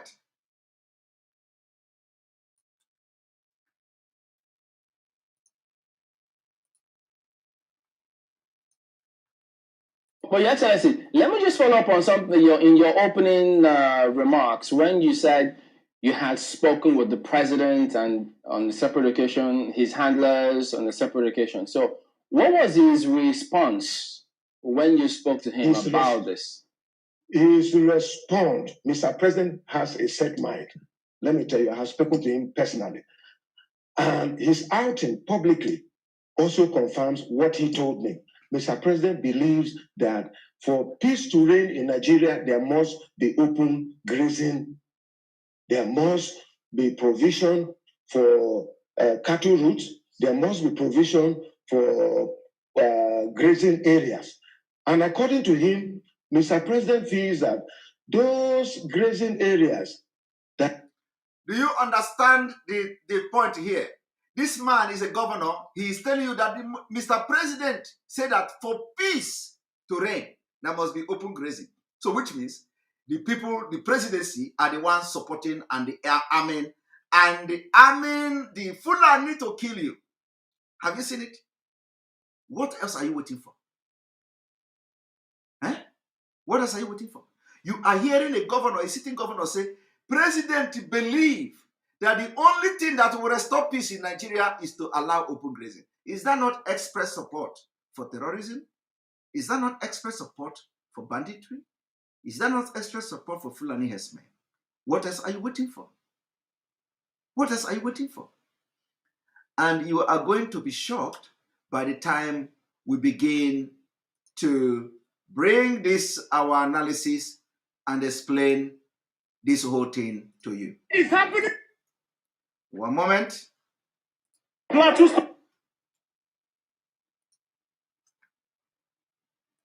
Now, I want you to watch this.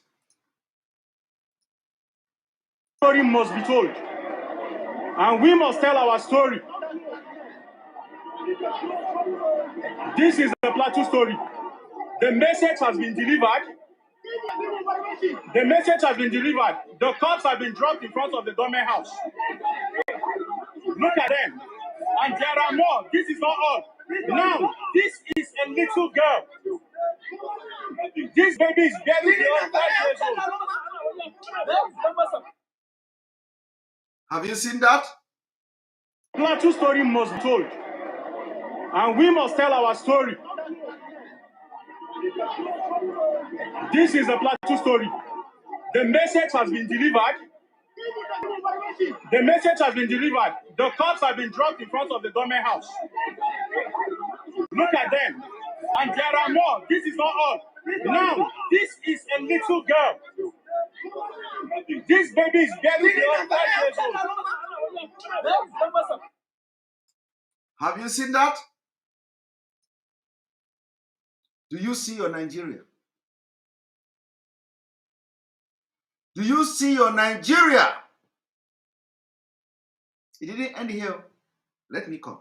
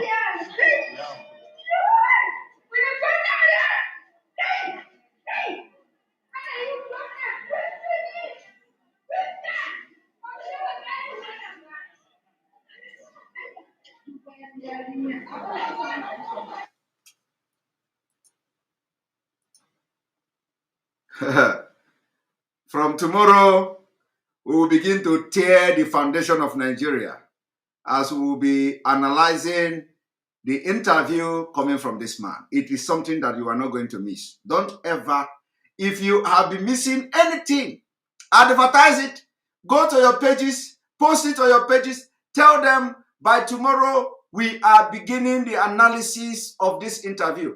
Today we have, at the moment, we have about 8,000 people watching. We have 3,800 on YouTube. We have we have 3,100 and something on Enter Biafra. We have 3,100 and something on Enter. So we have about 8,000 people watching at this moment. And then we have one person watching from Twitch. I don't know, this person is always watching from Twitch. So everybody must go and tell everybody that tomorrow is going to be the bombshell. We will begin to expose and analyze the interview this man granted on channel television. And we know whether we are going to have part 1, part 2, because I need to bring the deep sense of everything the man said. It is very important. This is going to be one of the best exposition we are going to do so far, because we are waiting for this time to come. We have waited for this particular time to come, and finally, we are here. Finally, we are here.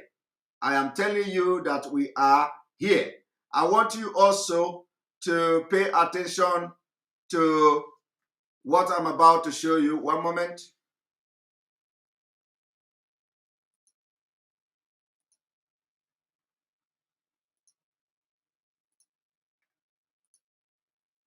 The efforts of the military to contain the situation.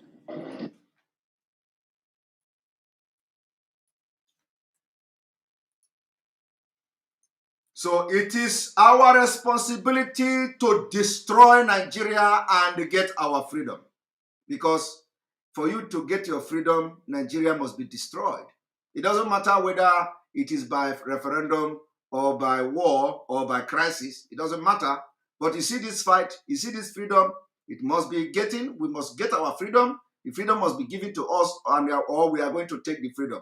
One thing is this: when we say Nigeria must be destroyed, it doesn't matter. If you have a referendum, you have already crack on the wall, and you have destroyed Nigeria. If it is by hostility, we are going to do it. If it is by war of gun, we are going to, because I know the time is coming when those people who are hiding their money now,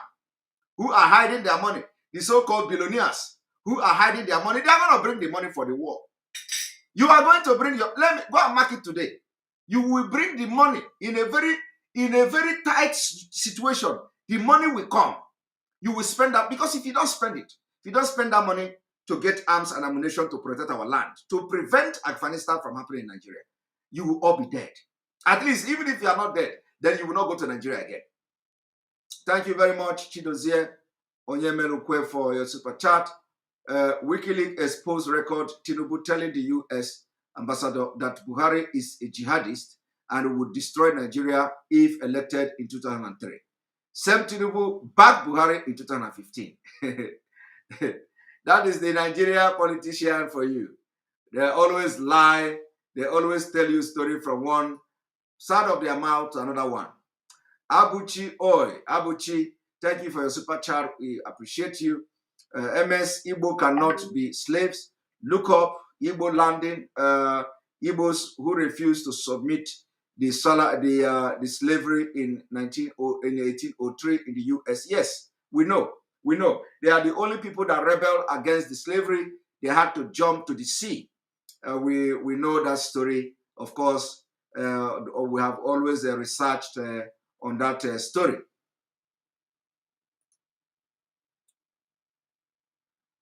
And Nwankwo James. Simon, my friend's husband was killed in Jos on Sunday, and her younger daughter was kidnapped. I'm so sad. We are sorry, and our condolences to you. We are sorry for that, but that is the price. A lot of people have been killed, and people will continue to be killed until Nigeria is disintegrated. Disintegration of Nigeria will solve the problem. Now, I want you to watch this.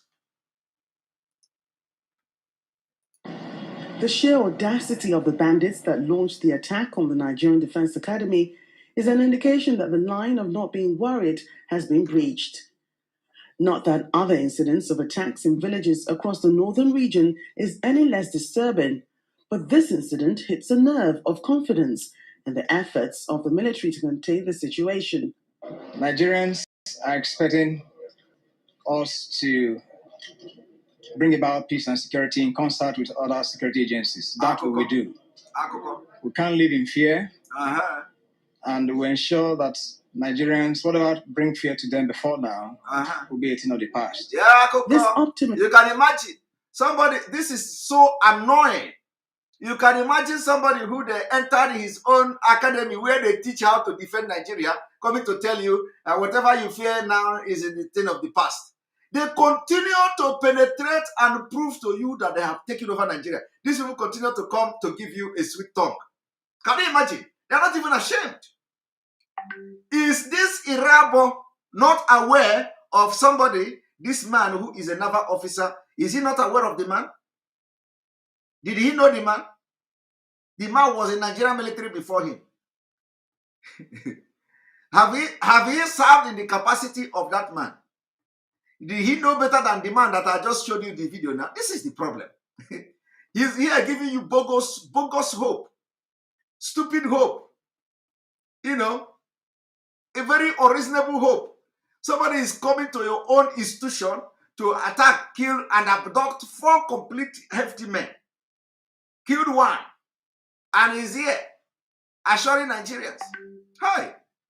Oh, yeah, Melone, yeah. What is wrong with you people? What is wrong with you people? And you know, and he's trying to, cause of course, he want to behave as if they're on top of the game.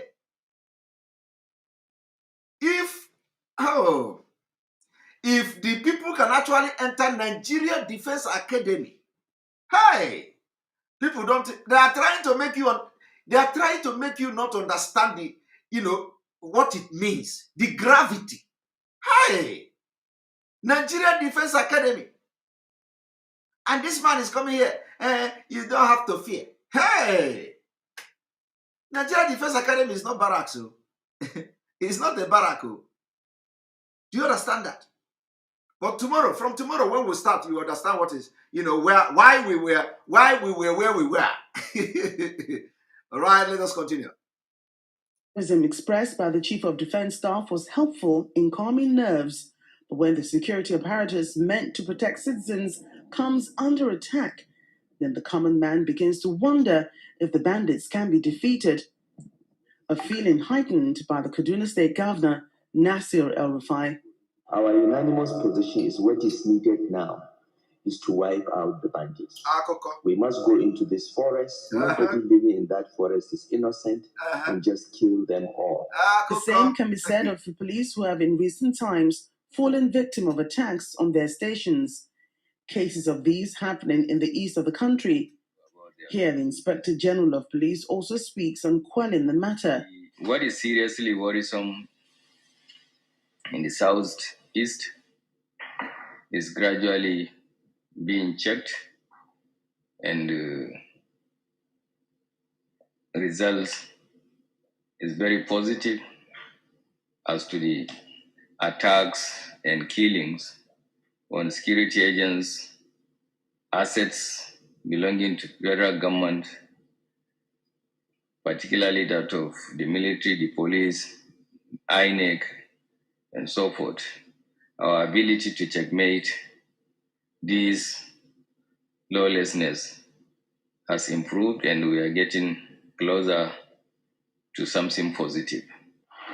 You see, that is the something they are doing themselves. They are the one attacking those places, and now they are telling you they are checkmating it. Why are they not checkmating entire Kaduna State? El-Rufai come to say everybody in the forest must be killed. It's a lie. Any day military go to that bush to bomb it, they have evacuated all of them.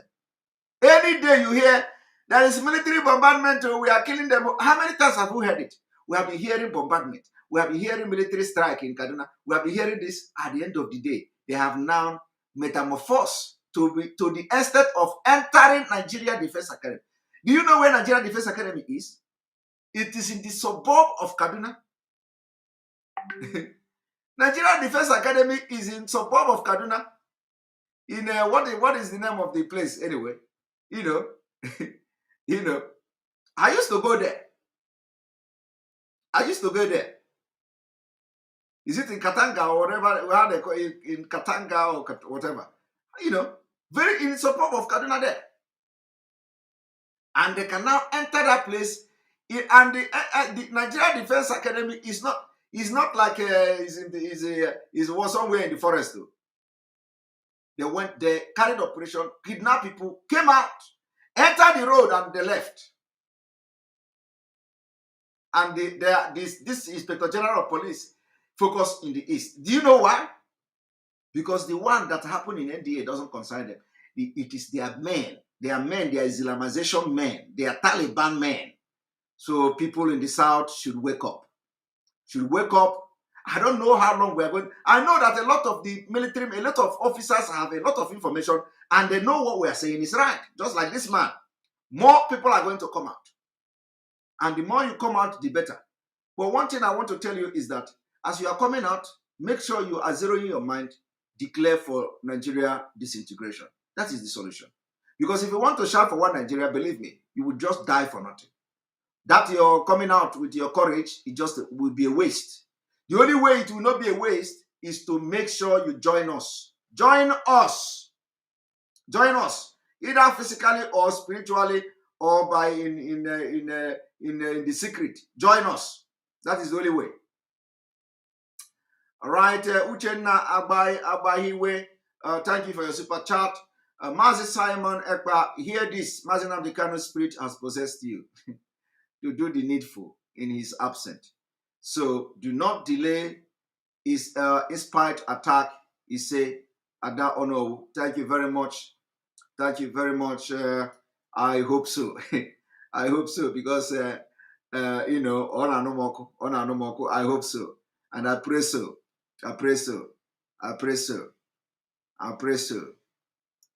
I pray so. I pray so. I told our leader that whatever happened, I will not disappoint him. I will not disappoint him, and I will not disappoint him. Not today, not tomorrow, not next tomorrow, until Biafra come. I will not disappoint him. I will not. All right. Let us listen to the end.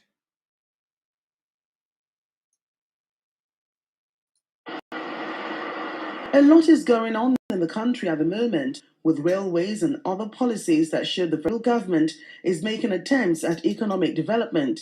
However, at the same time, there's so much violence that seems to water down the progress. In the end, something has to give. Many hope that peace, stability, and unity trumps over death and destruction. The main destruction is yet to come. You people are we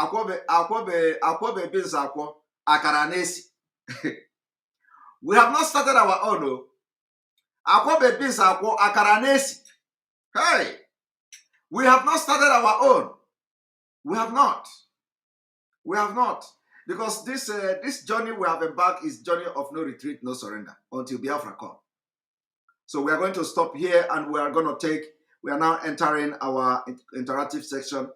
I want to stop this program at exactly 2 hours, 30 minutes. By tomorrow, we start the exposition, the biggest exposition, and make sure you don't miss it. Make sure you don't miss it. Make sure you don't miss it. All right. We are starting now. Welcome and join us.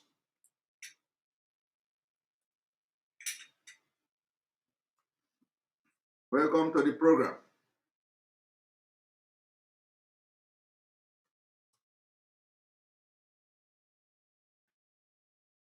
Here we go. Come and join us and let us rub mind on the focus on this comment, focus on the exposition you've watched today, and the advice we have given to this man who say killing him will not solve Nigeria problem. It will solve. The Fulani never wanted to solve Nigeria problem anyway. So, all right, welcome to the program, Michael. Good evening from here. Sir. Good evening from here. Mazi, thank you so much. Now, if you email anybody, what you was you got to you? Also, you open a kerezo kinky atawa. Exactly. Ndị banye arago chente na afọ esula. Arago ọkwanụ okpoko oburu ọbụ ntị chiri ya. Onye ọbụla afụ n'ife na-eme. Ugbu a, ị nwere $1 ka egorokwa egbe iji azụrụ onwe gị. Self-defense is not a crime. Goro kwa egbe iji azụrụ igeji azụ onwe gị. Ọ bụrụ mma goro ugbu a nakwa onye na onwe ya. Your government knows your politicians, they will run off with their jet. The Fulani will come for you because you are the target. If they have you, they have the whole country. We will not give the Western world that chance to come and start sympathizing for our own, for our own survival in our own country, in our own land. We will not do that. We will defend our borders immediately, even as if what I'm expecting now, as this information has been leaked out to the indigenous people, everybody should start defending their borders immediately. Do you know what it means for Nigeria Defense Academy? It's not Barack or Barako. Is it not ironic that you went to Central Bank of Nigeria and then you don't find money inside? That is the same issue in the Defense Academy, where they train security. Like, that place should have been the most secure place, even more than the Aso Rock. Exactly. And to my own greatest surprise, these people came and did their operation, and there was no casualty from their own side. What are you waiting for? Is it not clear to you now that they have already sold you out? Now you have to redeem yourself. And how do you do that? Is to sell, even if it's your land or property, your clothes, your boxers, your pint, sell it. Purchase a weapon. Protect yourself. It is not a crime. Nature supports you. Anywhere in the world support you. Even God himself will be so angry with you. He will send you to hell if you allow these people to kill you. I rest my peace. Thank you very much. Thank you very much. Thank you very much. Thank you very much. We are going to have a break. For those of you who are asking, we are going to have a break, and the ESN funding, you know, if you want to be part of ESN, if you want to be part of you know, funding ESN and all that, it is very, very important. I'm going to have a commercial, and then after that we continue. And if you have not liked the video, the broadcast, I urge you to go and click like. We need to see at least 2,500. We have 3,700 watching live and direct on YouTube alone. So we urge you now to go and click like, so that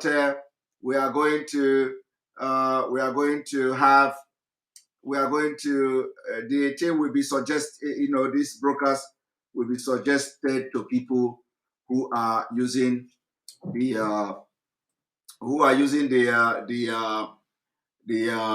YouTube. So please try to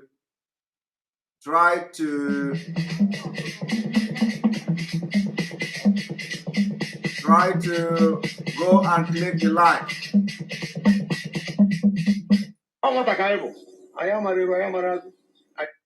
One moment. I'm looking for this.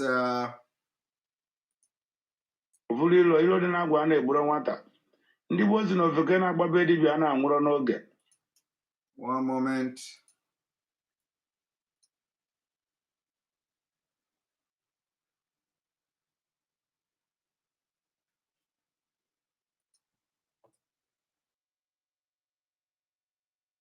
Please, as you are watching, we want you to go and click like. We want to see at least 2,500, so that it will also pop up on other people's feed. Share the video, very, very important, as I am looking for this particular ad for ESN. I don't know why I don't have this here. I don't know why I don't have this here. One moment. I have it here. Okay, yeah, here we go. One moment.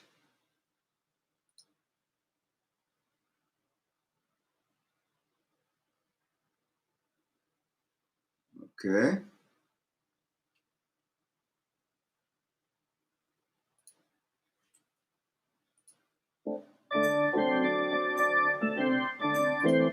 All right, we need some about 1,000 people. 1,000 people. 1,000 people who will want to support the ESN at least every I don't know if it is 1,000, I don't know.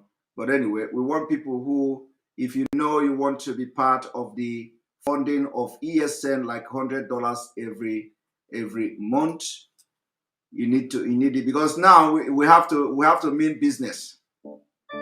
This is not a child play again. So if you want to be part of this people that will be sponsoring the ESN with $100 every month, the information is on the screen. Please take a screenshot of it. Yes, my fellow Biafrans and lovers of freedom, this is for ESN. ESN is the Eastern Security Network set up by our able leader, a leader like no other, Mazi Nnamdi Kanu, to protect our land and our people from being ravaged by the Fulani Janjaweed. Let's support ESN today. Let's join this Telegram group.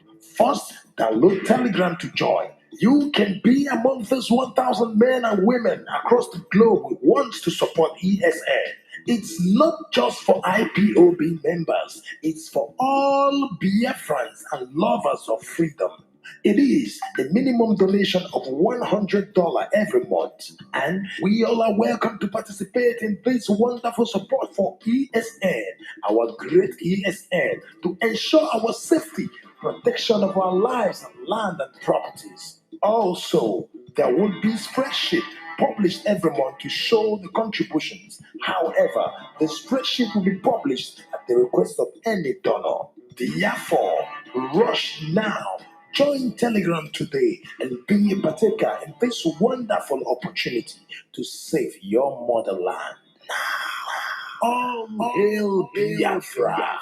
This important message is brought to you by Mazi Nnamdi from Canada, Rabbi Charles from United Kingdom, Madam Josephine Erewa from USA, Madam Bridget Okafor from USA. Right. That is one. We're gonna also bring you now the next commercial. I'm gonna bring you the next commercial, and then remember that there's a protest coming up on the 31st of this month, being put in place by the World Igbo Congress. So everywhere you are all over the world, we are focusing on Kenya Embassy. Nnamdi Kanu, Nnamdi Kanu, The last fight, the last fight, the last fight. All hands must be on deck in this last battle to restore Biafra, most especially in the forthcoming Biafra Worldwide Mega Fundraising. Zoom meeting ID 829979 Pace code 902938. You are invited to the Biafra Worldwide Mega Fundraising organized by the IPOB Biafra women in USA and their gallant men supporters in support of the landmark Legon Marathon to stop the sale and delivery of the Super Tucano aircraft and other military equipment to the Nigerian terrorist government, and the fight to free Mazi Nnamdi Kanu and to restore Biafra. USA and the delivery of Tucano jet fighter.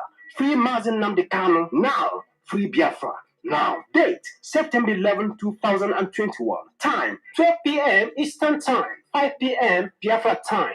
IPOB Women Inc. Account information. Account name IPOB Women Inc. Bank name Chase Bank. Routing number 0830000137.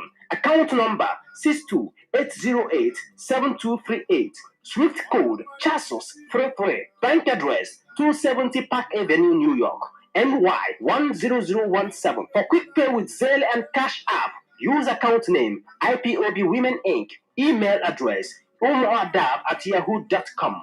For more information, contact Mrs. Bridget Okafor, Women Leader IPOB USA. Number 215-715-7709. Father Augustine Odimegwa, 917-306-9786. Mazi Maxwell Dede, 9787-288-326. Brother Ben Wankwa, +1 513-616-1412. Nwada Rosemary Williams, 619-381-8579. Lady Azoka Charles Wankwa, 80-192-84629. Mrs. Christina Duru, 4439-837493. Beatrice Okezie, 3475-177934. Adanaya Onwudiegu, 71-3385-2240. Ndidiamaka Egomono, 9048-594-687.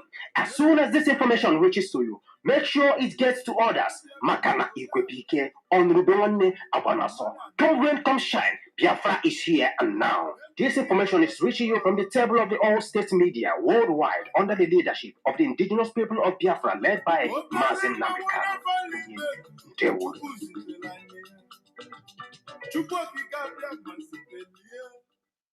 Right, all right. Thank you very much. As we now will begin, I think we have one more commercial before I will have to make sure that these commercials put somehow so that it will not be wasting time to look for them. So we are having our last commercial before we allow people to continue talking.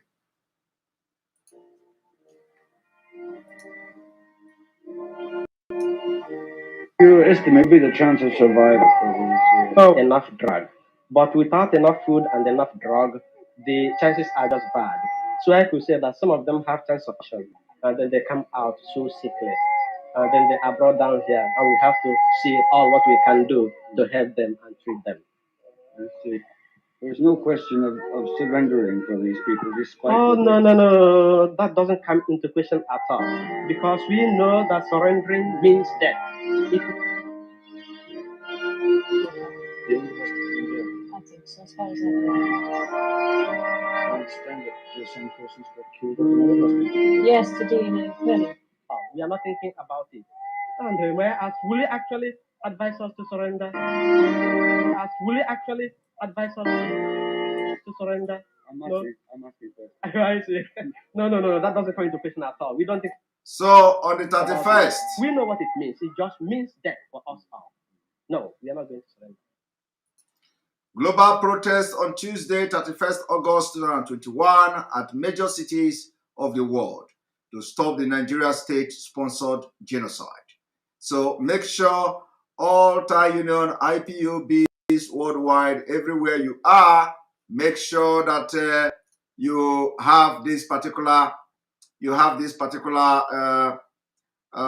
participate in this particular protest.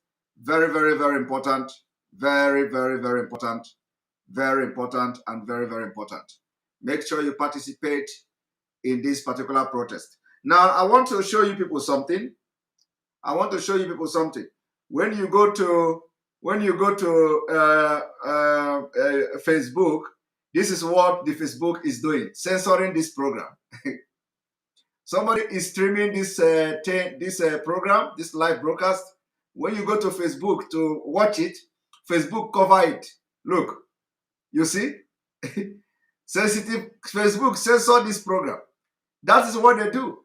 That's why we say that they push us to begin innovation. So we are going to, even my page, our page, if you want to go to follow the page of Facebook for the very first time, they will first of all give you a serious warning that this page you want to follow now. Are you sure you want to follow this page? So, and so this is the point. And we thank God that we are now having our independent app, which is the live broadcasting app, where everybody will download the app and just once you download it, we are ready to go. You don't need to have all this problem of YouTube and Facebook and all that. That is the end of this story. So we are going to bring you Chijoke. Welcome to the program. If the room is full, you hold on, or somebody will go out and come in. Welcome to the program, Chijoke. Chijoke, good evening from here. Chijoke is not talking. Chijoke is not talking. Ani Kochuku, welcome to the program. I like that. I have new names today. Yeah, welcome to the program. Yeah, good evening, Mazi.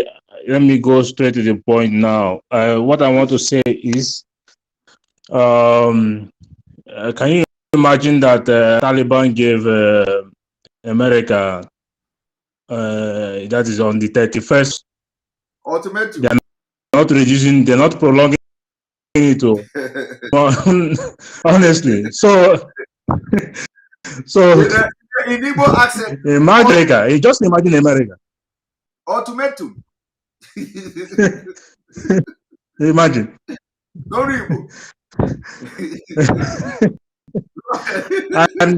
and this one is driving American for a Taliban to command the whole world power.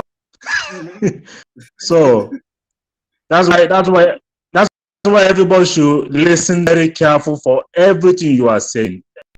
Everybody have to take this serious now. It's no more.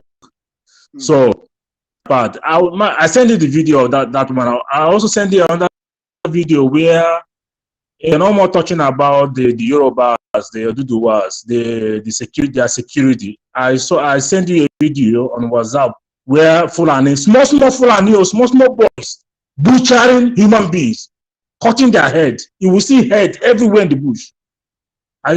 Honestly, although if you show the video and ban you from YouTube, like once, they are going to block everything. But we are going to be showing those kind of things in our app. So that's it. So the conclusion, finally, Mazi, honestly, that the shop, I don't want to, please, we are moving forward now. We are moving forward now. Let us continue and focus on what we are doing here. Okay? Because of contribution, you can't give money when that money has not been released. So the DOA should come and tell us. You understand? This is our money. So they should clear this thing. They should clear it so that people who will have money to give money. 100 euros is nothing. But how can we trust that? How can we trust our money in of somebody? So we should have a clear. Listen. I think yes, you are right. But I think this contribution now is going to the account that Onyendu approved directly by himself. So it is not going to any different account anymore. This is completely a different account, which is for ESN. So any money you are contributing now is going directly to account that there is no compromise, there is no suspicion of anything whatsoever. That is the clarification I have to make. And at the same time, you are right. You are correct. For you to request, it is your right to request for something that you are contributing for. But this particular one we are doing now, this particular one I am telling you now, the account where the money is going is completely ESN account, and it has no connection with anybody whatsoever. This is a different account where Onyendu have approved, and this is ESN account. So anything you pay to this account is completely safe, and it is going directly to ESN. Okay, thank you very much. Thank you for clearing this. Okay, so let me give room for another person. Thank you very much. Now, continue what you are doing. God bless you. Thank you. All right. Constantine Onyema, thank you very much. Simon, Is it a good idea to ask 1 million Biafrans to donate $100 each first before the monthly donation can start? Yes, this is also a good idea. So I think this is a very good idea. 1 million people. So which means everybody must be part of pushing it. So I am going to. I think what will happen is that we'll begin to share the information, the accounting information. I think we have shared it before. For those who want to, there is a group. There is a group created for those who want to be part of this group, for this 1,000 group. But for this 1 million Biafrans, yes, we can do it. Everything is open because now we need the money more than anything. We need the money more than anything. You know, everybody can see what is happening. You can hear that just they imported 4 containers. You know, 4 containers of ENM. So, and you can also hear that they have sent people to train people, and that is why the Fulanis are on rampage, because they know what is coming to them. Everybody is prepared, so we cannot be left alone. They cannot allow Mazi Nnamdi Kanu to be running around everywhere, IPOB to be running around everywhere. The people that has money in Biafra land, both in Biafra and abroad, everybody must be part of this. Otherwise, it will be very difficult. It will be very difficult. So now we need to, if your eye have not opened before, let it open now. $100 is nothing. But abakoma merono omegene obafufu. When we come together for this, it will, you know, this freedom will come like this. Like you will not feel the pain. You will not feel the pain. You can imagine, you know, if we have 1 million Biafrans, you know, to come and bring $100, we will do wonders, and you will not feel the pain. Believe me, it is not what you used to buy. Go to shop to buy drink, you know. So, but when we do it, you will never feel the pain.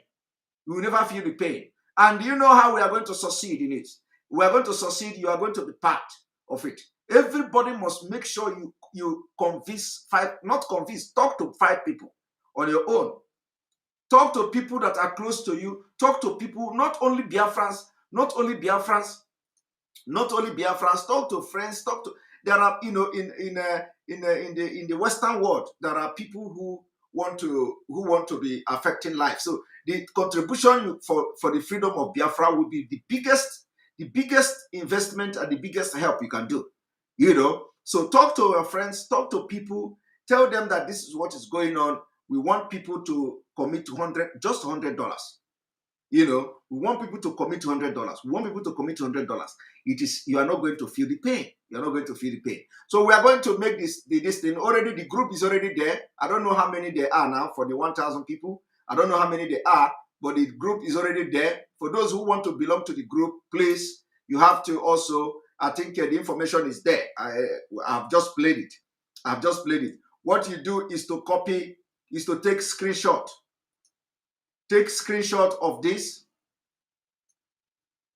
Take screenshot of this part. Levison, thank you for your super chat, for your supporting this page. So take a screenshot of this particular thing. All the information you need is in this place. So if you are watching, just take a screenshot. Once you take a screenshot, you zoom it, you are going to see the information, how to join, and you will be added to the group. And then you become part of the people that will be doing everything possible to the liberation of Biafra. I cannot zoom it. Take a screenshot and you zoom it. It is not difficult. If you take a screenshot, as the thing is in the screen now, if you take a screenshot, save the image. Once you finish this broadcast, you go back to the image, take the image and zoom the image. You are going to get every information you need. This is how to join. All right.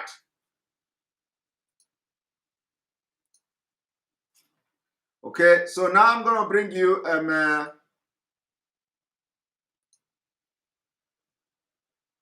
Uche, welcome to the program. Wait. Good evening, sir. Good evening from here. I want to thank you very much for at least how you manage to handle all this issue concerning this DOS, this DOS, that, oath this, oath that. I appreciate everything that you did towards that. Thank you. Okay, now coming to the issue of all this, the current situation on ground now. Everybody have seen what is happening, and it's high time all of us put on our armor to defend our fatherland. So, from the look of things now, there's nothing to wait for again. Every part of Nigeria now is beginning to come to their senses to know that the music is no longer small music. This one is a very big music. So we thank you so much for your effort, especially the way you do your own things. We appreciate a lot, and we want to tell you that do not listen to anything. We are solidly behind you. Just as we have always said, ndị Igbo abụrụ ndị a enweghị ike na-agwa ndị Igbo bịa mee nka bịa mee, ndị Igbo ha na-afụ onye ha na-eso, abụrụ ya adakọrọ anya story ịbịa sị anyị na ịnọ n'isi onwe gị, so ịnọrọ n'isi nọ anyị fụgo ọfụma n'ihe ị na-eme n'ọdụ anyị mma, anyị esowe gị. Ndị Igbo adakọ ndị Igbo agụ. So we appreciate everything. Thank you very much. I want to hear n'ife na-ekwu, they will take corrections. Mana ha nọrọkwa n'ife ikwuru, so gbadoro, when the consequences come, they may not have the time to retreat their steps. Mana ha nukwu ife ikwuru, we thank God. Kudochi webe niile. So thank you very much. Thank you very much. Thank you very much. I appreciate it. All right, Classic Queen B. Thank you for your super chat. Hello, Simon. Download the Army General interview before they remove it. Thank you for your analysis, and may God continue to strengthen and bless you. Amen. Thank you very much. I will try to download it. I know they will not delete it. It has been shared everywhere now. But we just hope. I believe they will not delete it. But I will do as you say. I will do as you say. Thank you very much. All right, we're going to bring you now again, OBA China. Welcome to the program. Hello, good evening, Mazi. Good evening. Welcome to the program. Thanks so much for the exposition for today. Thank you. It was really mind-blowing, and it's calling for one to do more towards the struggle. Concerning the account, I'm suggesting, can't it be posted? Pasted on your description, so people can easily, copy it from there. If they want to make any payment. Yes, it's an opinion. Yes, on the description where? Your description of your program. That's on the description of the YouTube section of it. Okay. Yes, because at times people could just click on that description and it shows you everything. So as much as you're making a poster on your screen, you could also advise people to check the description. Everything is there for people, so there won't be any mistake. I don't know if that will work out. That's a good idea. That's a good idea. It's going to be. So I think from henceforth, maybe every time you call for that donation, I think if you just put it there, people will be it will be easier for people to just copy it and and do the needful. All right. Yeah. And secondly, this thing you just said about very soon our accounts, EFCC. This is just a news recently. EFCC has ordered the banks for them to investigate all their customers to know how they are getting their source of income. To me, it's in line with what you're saying, because very soon all these billionaires, I believe they're trying to find a way to stop them from actually, like what you said, attacking those prominent people. Yes. And do everything possible to stop these billionaires, since they have accounts in Nigeria, from doing anything, because they feel those are the people that will support these things. So I think it's high time because it is more, it's not my business, and I can fly a plane out. If they fly a plane out, their people are still going to be affected by it. So I think it's high time. The earlier the better, because if they delay now, it's going to be dangerous for them to, because as you are speaking now, they are making plans. They are making plans, and the EFCC chairman is he not the son to Malami? Yes. He's the son to Malami. He is the son to Malami, so they are making plans about concerning this. So every billionaire in Igbo land should wake up and do the needful right now, because this is not. There's no time wasting. This is not between now and 6 months. It's too much. I think they need to do something right now. So this is just my contribution regarding this. Thank you. Thank you so much. You've really given us courage after the last event that happened. I was broken down. But thank God so much for the spirit and wisdom God is giving to you regarding the struggle. God bless. Thank you. Yeah. Bless you. All right. We're going to bring you Johnny. Johnny, welcome to the program. Yeah, hello. Hello, welcome to the program, Johnny. Yeah, can you hear me? Yes, I can hear you. Good morning from Hello? here. Good morning from here.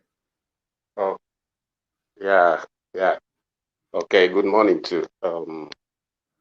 Actually, I've been absent for some 2 days now because I've been very, very, very, very upset.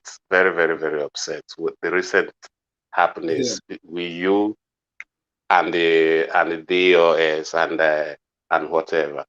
Actually, so many people that are not actually inside or that doesn't know what's actually happening may not know that there are some people the Nigerian governments are using inside this program, as we are all here now, to create disparities, to create problems. They have failed. They bring out issues for us to start like quarreling with each other. There are so many things that's going on that somebody that is not even inside, that doesn't like check the news or make calls in so many places, we just believe.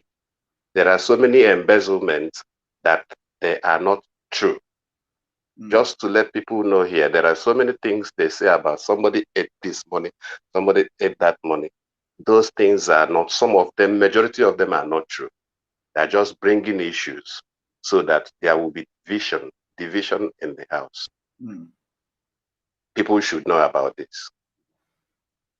And when this media, when we start like ignoring so many things, the better we'll go. I've been into this struggle for years, since 2015, 14 even, So we have seen so many things. You are doing a very great job, but so many other things people have said, even with my own investigation said, so many good friends of yours that you've sat down with you, talked with you, have equally discussed with me. I may not be so comfortable like you today now bringing one account, another account existed some other time, or another issues existed some other time, and then there will be an advertisement for people to pay money to this, to pay him. So many people are not happy. So many people have decided today not to even pay money to anywhere because Nigerian malls have brought out issues to show that they are eating ESN money or they are eating IPOB. But I'm only trying to tell people that such things, there are no serious truth about all this. That's why, my brother, you are making a very good point. But that is the reason why there is leadership. That is the reason why when you notice this kind of thing, we need to put it to a stop by making clarifications.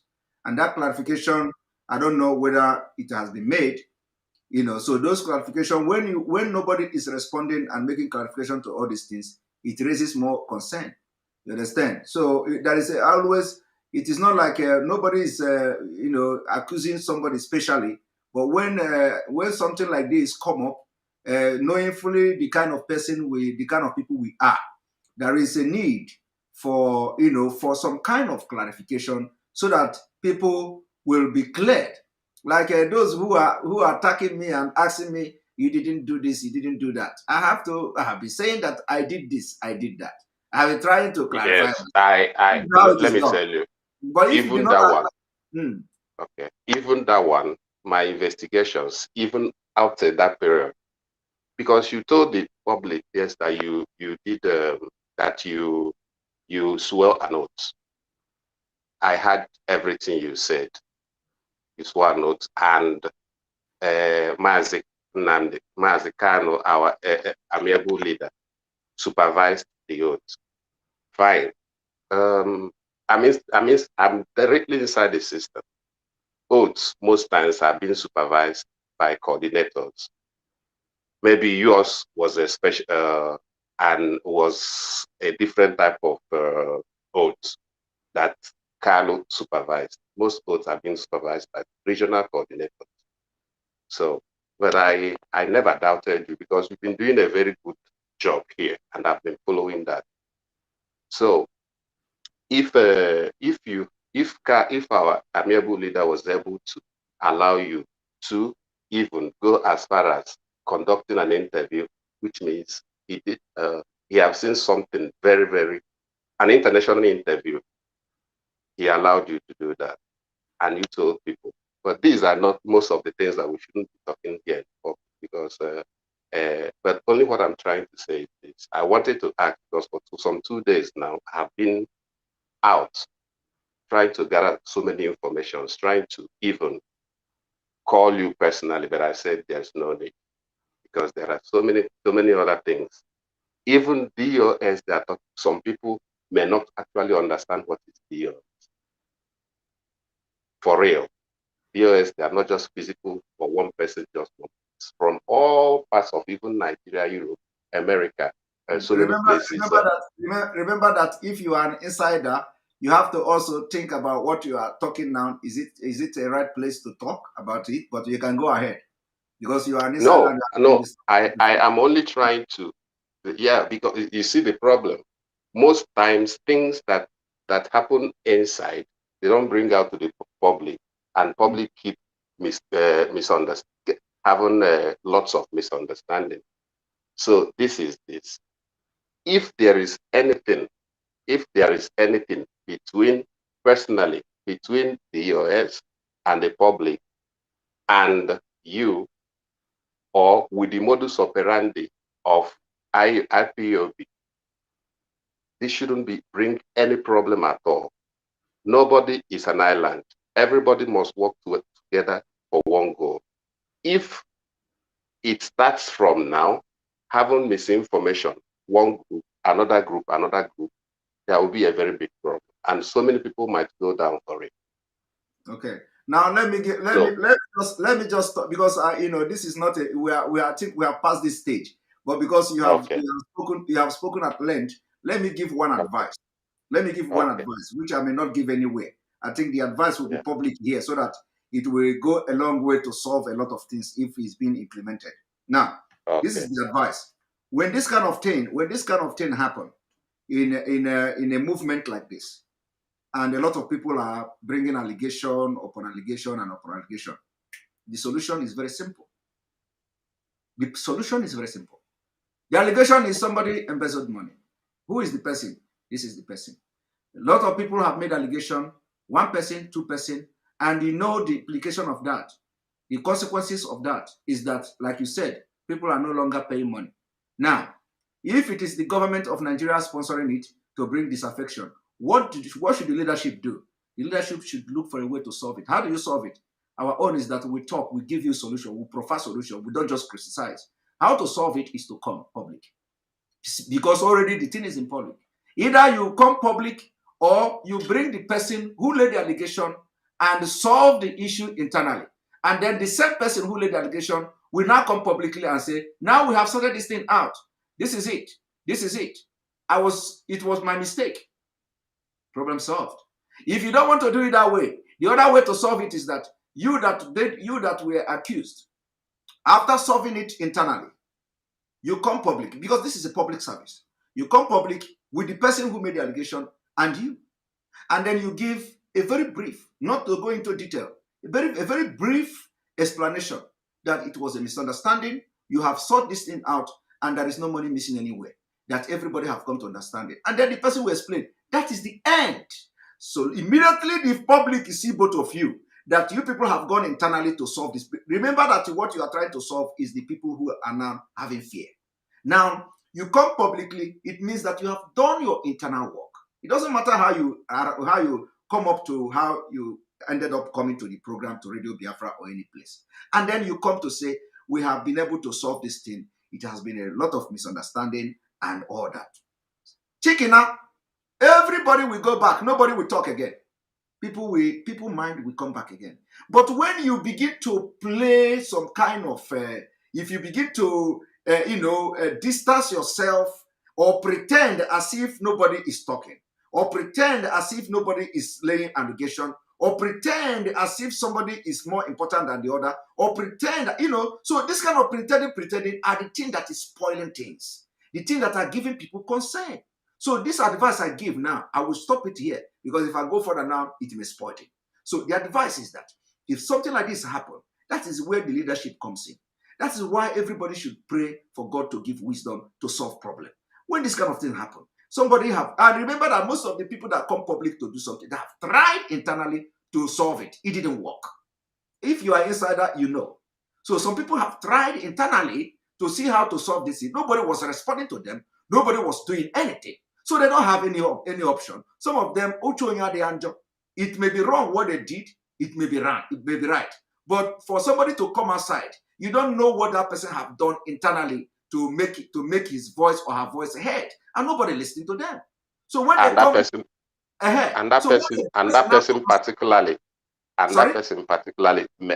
person particularly may not have done anything. No. But you may be correct. The person also, okay. But if you want to, investigate and stand on the truth, you should be able to investigate whether the person actually did or the person did not. You understand? Most sincerely, I have investigated some issues where some people said they ate money somewhere, and 70% of that are not true. We are not here to judge anything. I'm giving advice based on what you said here. So it is left for you now. If you are insider, it's left for you now to go and make your investigation again. Not where some people, I want you to be a general thing, not some people said and some people didn't say. So what you have to do is that if people laid allegation publicly, first of all, find out, did the person actually did something internally? If yes, why didn't the people respond to the person?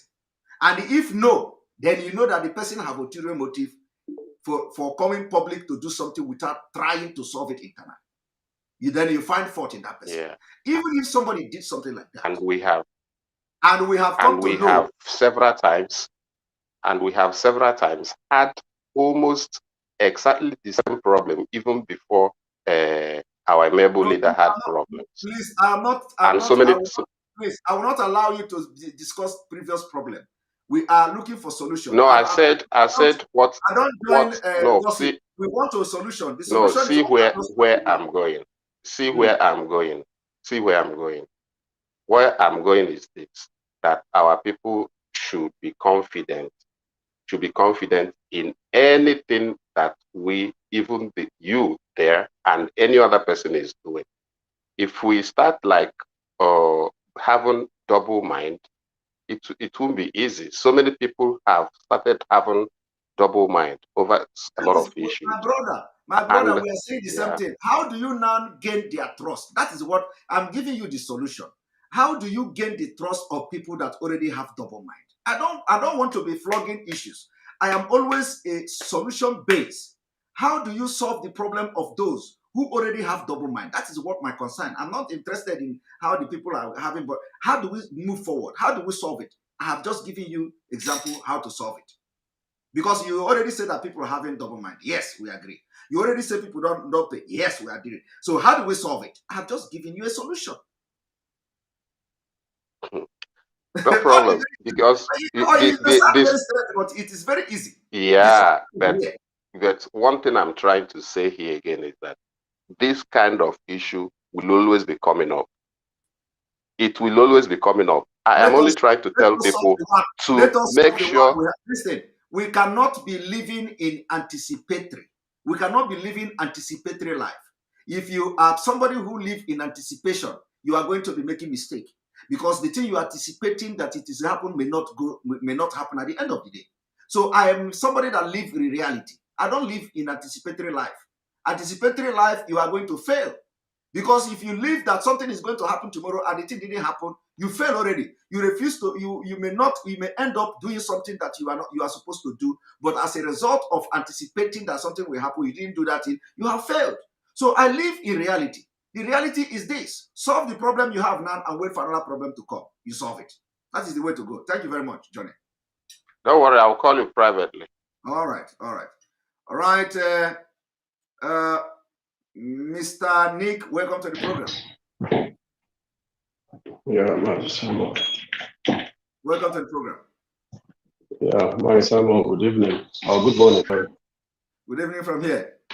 Yeah. Thank you for everything. And like people have called to say, sorry for the day you were bittered. Are you there? Yes, I'm here. I'm hearing you. Go ahead. Okay. Sorry, the day you wept, all of us wept. So thank you. Thank God you're back to Simon we used to know. I just want to be very, very snappy. Yeah, let people not take you back to where a matter you have treated a long time ago. Now it's a very crucial period. We are talking about our people, and based on the documentary that is coming out, the way the country Nigeria is falling apart and the peace every minute.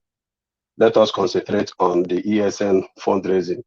Most of our people, these ESN people, are in the forest, defending the little that they can. So all this biased mind that people may be calling to have, they should suspend it for now.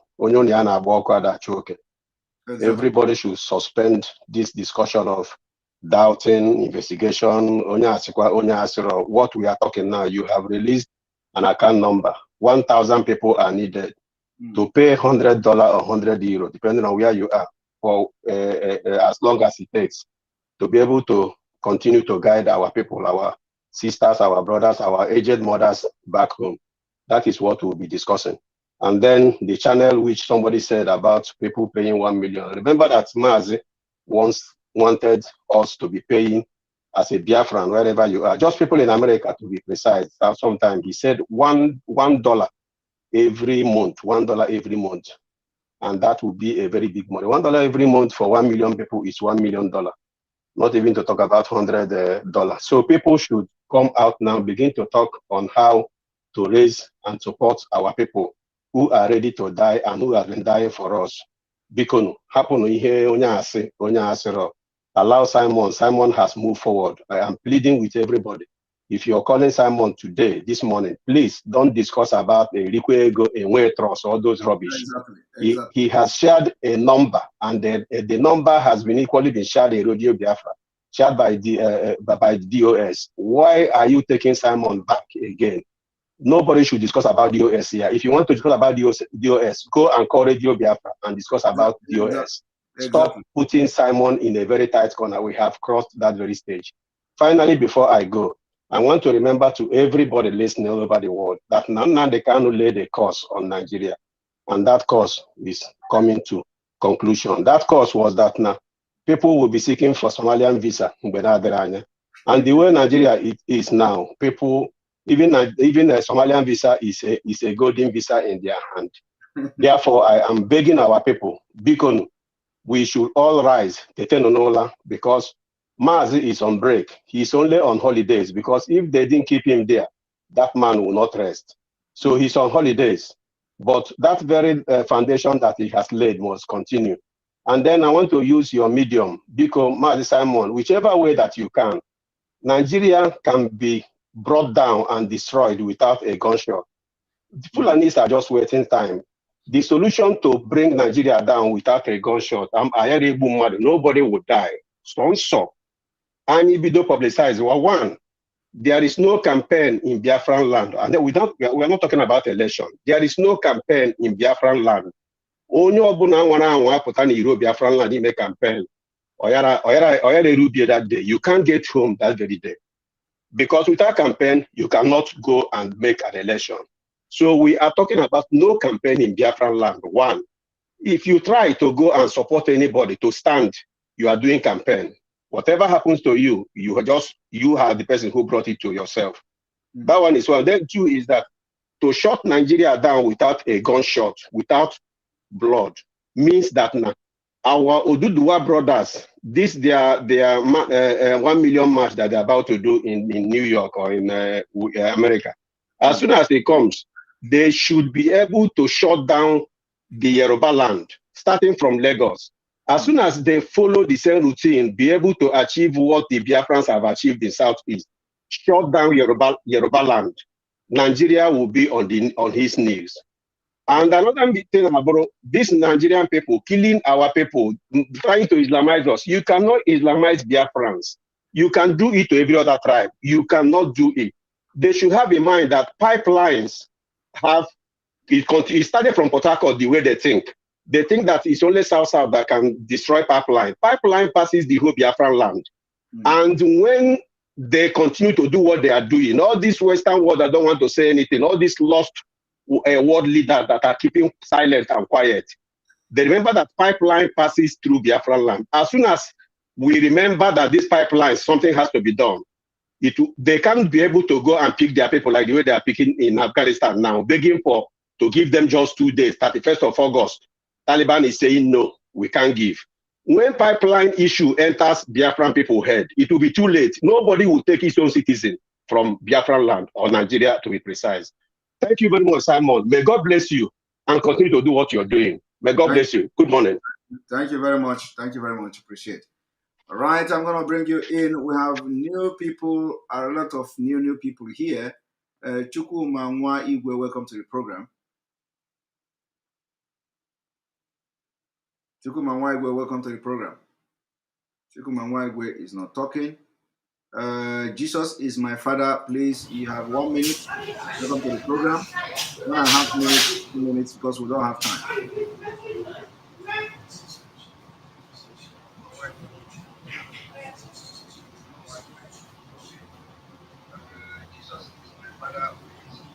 Are you there?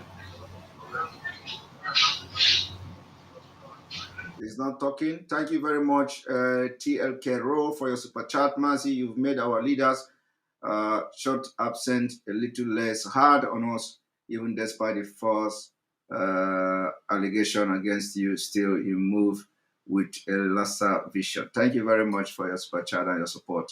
Appreciate you. All right, Michael, welcome to the program. Yeah, good evening, Mazi.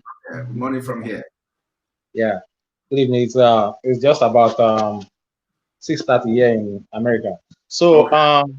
What I want to say is that firstly, I'm just going to say I'm going to give you a kudos to your good job you are doing. Firstly, and the last time you wept. I won't say you wept, because any cry that came out from your face that day, a strong person has to cry. And when you cry, by the time you come out, nobody will be able to stand whatever comes out of your mouth. So I will never say you wept, because somebody said you wept. The last caller said you wept. I don't believe you wept. A strong person that is facing this kind of struggle will always shed tears. But to me, it's not that you wept. So I will just want to contribute. Firstly, I saw something on Facebook today. This man called Uwazurike. You know, that man now is saying something like, I don't know, maybe he's just trying to cajole people, or he's trying to come out real. He's now reversing. He said now it's like he's supporting IPOB, but he's still trying to say one thing which I don't really buy. Because when he said he started this struggle of IPOB, I never knew him. I only knew Nnamdi Kanu. Nnamdi Kanu was one that opened my eyes and let me see a lot of things that is happening in Nigeria, even though I was outside of the country, you know. But now he's trying to come out, and I'm happy that he's coming around. He's turning around. He's turning his mouth back again to face or to say to cite the people he has been turning his mouth back towards before. But now I'm happy for what he's saying. So one thing I want to say again is that so far the what's it called? The terrorists, I won't call them bandits, they are terrorists. The Nigerian terrorists, they could go down to the Nigerian Defenseless Academy. They are defenseless as far as I'm concerned. I'm just thinking, couldn't it be like they have a plan, like since they could go to the Defenseless Academy to bust those people down, can't they say they want to take an opportunity again to go to where the DSS is, where the Mazi Nnamdi Kanu is arrested, and say one way or the other, maybe I'm just trying to put this thing in context, like we're just trying to think about it. It might happen, and they say, oh, you went to the DSS too, and something happened. So I want us to always let's put more pressure. Let's put more pressure. Nothing must happen to Mazi Nnamdi Kanu. Nothing must happen to him, because the way I'm saying things, the way I thought, I'm thinking about things. What happened in the what's it called, in the Nigerian Defenseless Academy? You said it happened in somewhere in Kaduna or wherever, I don't know. The same thing that happened in the Nigerian Defenseless Academy, it can happen in DSS. So they should be very careful. Nothing must happen in DSS right now until Mazi Nnamdi Kanu come out from there. Anything can then happen, but not now. So that's what I want to say, because I just want us to think about it, because these people are playing games so much and they are playing with our intelligence. We are smarter than them. So that's all my contribution. Thank you so much. Thank you very much. Thank you very much. I appreciate it. All right. Kenny, welcome to the program. Welcome to the program, Kenny. Yeah, hello. Yes, welcome to the program. Good evening. Good evening. From here. How are you doing, big bro? Can you, there is noise there. Can you talk, please? We have one and a half minutes. Okay, can you hear me? Yes. Okay, I just want to thank you so much for the work you are doing for Biafrans. I say may God bless you. Thank you very much. And about what happened in Nigeria Defense Academy, it shows one thing. They are just trying to pass, a message to Nigerians. They are just trying to let us know that nobody is safe. We should try everything possible to defend ourselves. So I thank you once again. Keep up the good work. God bless you. Thank you very much. Thank you very much. I appreciate that. Thank you very much. Yeah. All right. Open mind. Thank you very much for super chat. GCK1, you are 1 in 1 million. Thank you. Lucky to have you. Thank you. Lucky to have you too.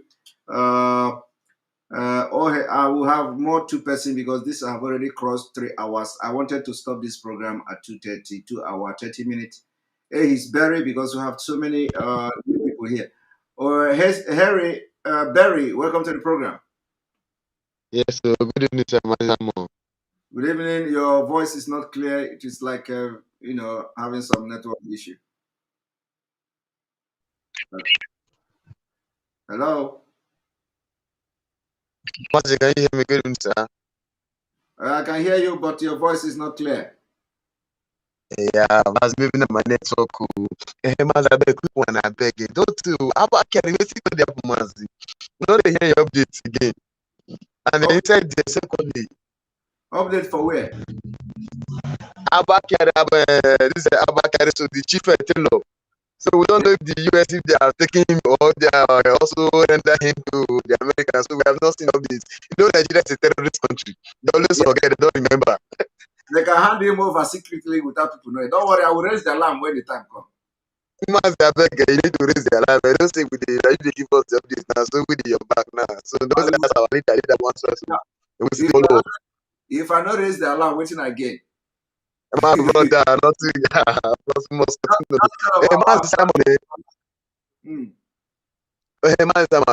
wait, I want to tell everybody when they listen to this program. Sometimes, bros, I don't tire. I ask myself, does it mean that our people, upon all this exposition, what do we still wait for? Who are we still waiting for? To even want to chase all this governor off power? Who is Umahi? Who is Beazu? Who is all these people? These people that one people they be number. Our leaders they be few. They be few. They go and move them for office. Who are they? Say we just look at few people just put us for church. Bros, their children don't pass maintenance, but we they with pass maintenance, they suffer, they die. Whereby some people don't put us from the tight corner. We they look them. Mazi, what I want to say, I'm not the speaking book because I confirm Mr. Person from Urumi. Mazi, what we are saying is that no more election because we have not gained anything since we are born. Nothing, not Nigeria, not give us two Mazi from no more election. We don't want Nigeria anymore. Let them carry the Nigeria and go. Then we Biafrans will take our Biafrans and also go. So Mazi, thank you very much. And God bless you. Thank you very much. Thank you very much. Ogechi, welcome to the program. Bros, me, what's up now? Welcome to the program. You dey hear me? Good evening. Good evening. I mean, good morning. Good morning. It don't take small. It don't take now. Day for yesterday, I won't contribute, but based on say, man tire for one junction carry last month. I hope you dey get my snaps. I dey get your snaps very well. So, bros, I want play some matter give you as they go. So, I dey follow wetin dey sup for Facebook. I dey see as people dey comment. Some people say they read political science. Some people say they be politician. So, bros, you know, say based on say you come from my own Nile tribe, I better not follow our hand. Let them know say, man, where you come from, you know they stab. They know they stab for back. We know they betrayed people. Exactly. So according to that guy, he say, man, based on say he read political science, say you won't use idea, gather people, you go form your own group. But I let the guy know say, man, where we come from, we will know the reason like that. We know the reason like that. So, and I follow one guy, we say in our head, we can the comment say, man, Bonyans, now they attack DOS. Yes. If that guy, I'd already see and say, man, you don't talk for the matter. I say, make a pipe low. Pipe low, I don't talk. If not, Ross, I don't lie you. That guy, so me personally, I be one band down for Facebook based on say, man, I go make sure say Facebook things, I go bring them down. You know, so, but based on say, man, I don't call people. They don't relate with me. They say make a pipe low. I come pipe low. As I they talk to you, so those people, you know, say on Monday they do sit at home for our location. Yes. You know, I tell you, say my brother one of Dave O'Mine team workers. So he can't control me on Monday. I come ask and say how far now fall out today. Now he say no. Say that they has now say what happened. He say because say they say every Monday now sit at home. Now Atlanta say no. Say they don't suspend sit at home. Me that they go their normal job. You know what he tell me? Say me na sabo too. I mean I won't betray them. Now Atlanta say how now? He say me I won't send them me angels of God made a fall am. Now I say no. Say you know my brother, I no fit for you. He say no. Say they say may everybody dey house on Monday. Why me tell am say make him dey go work? Now I say the oga pata them then tell us say we will forget the issue. We will go our normal job. He said they no hear like that for radio. Yes. Now me I can't try to tell am. He say no. Make I no call am again. Say me na sabo. Now me come pipe low.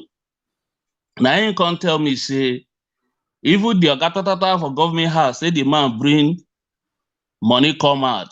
Say me that they point out one or two people where they talk matter for IPOB for location there. Now land say no, make him no collect.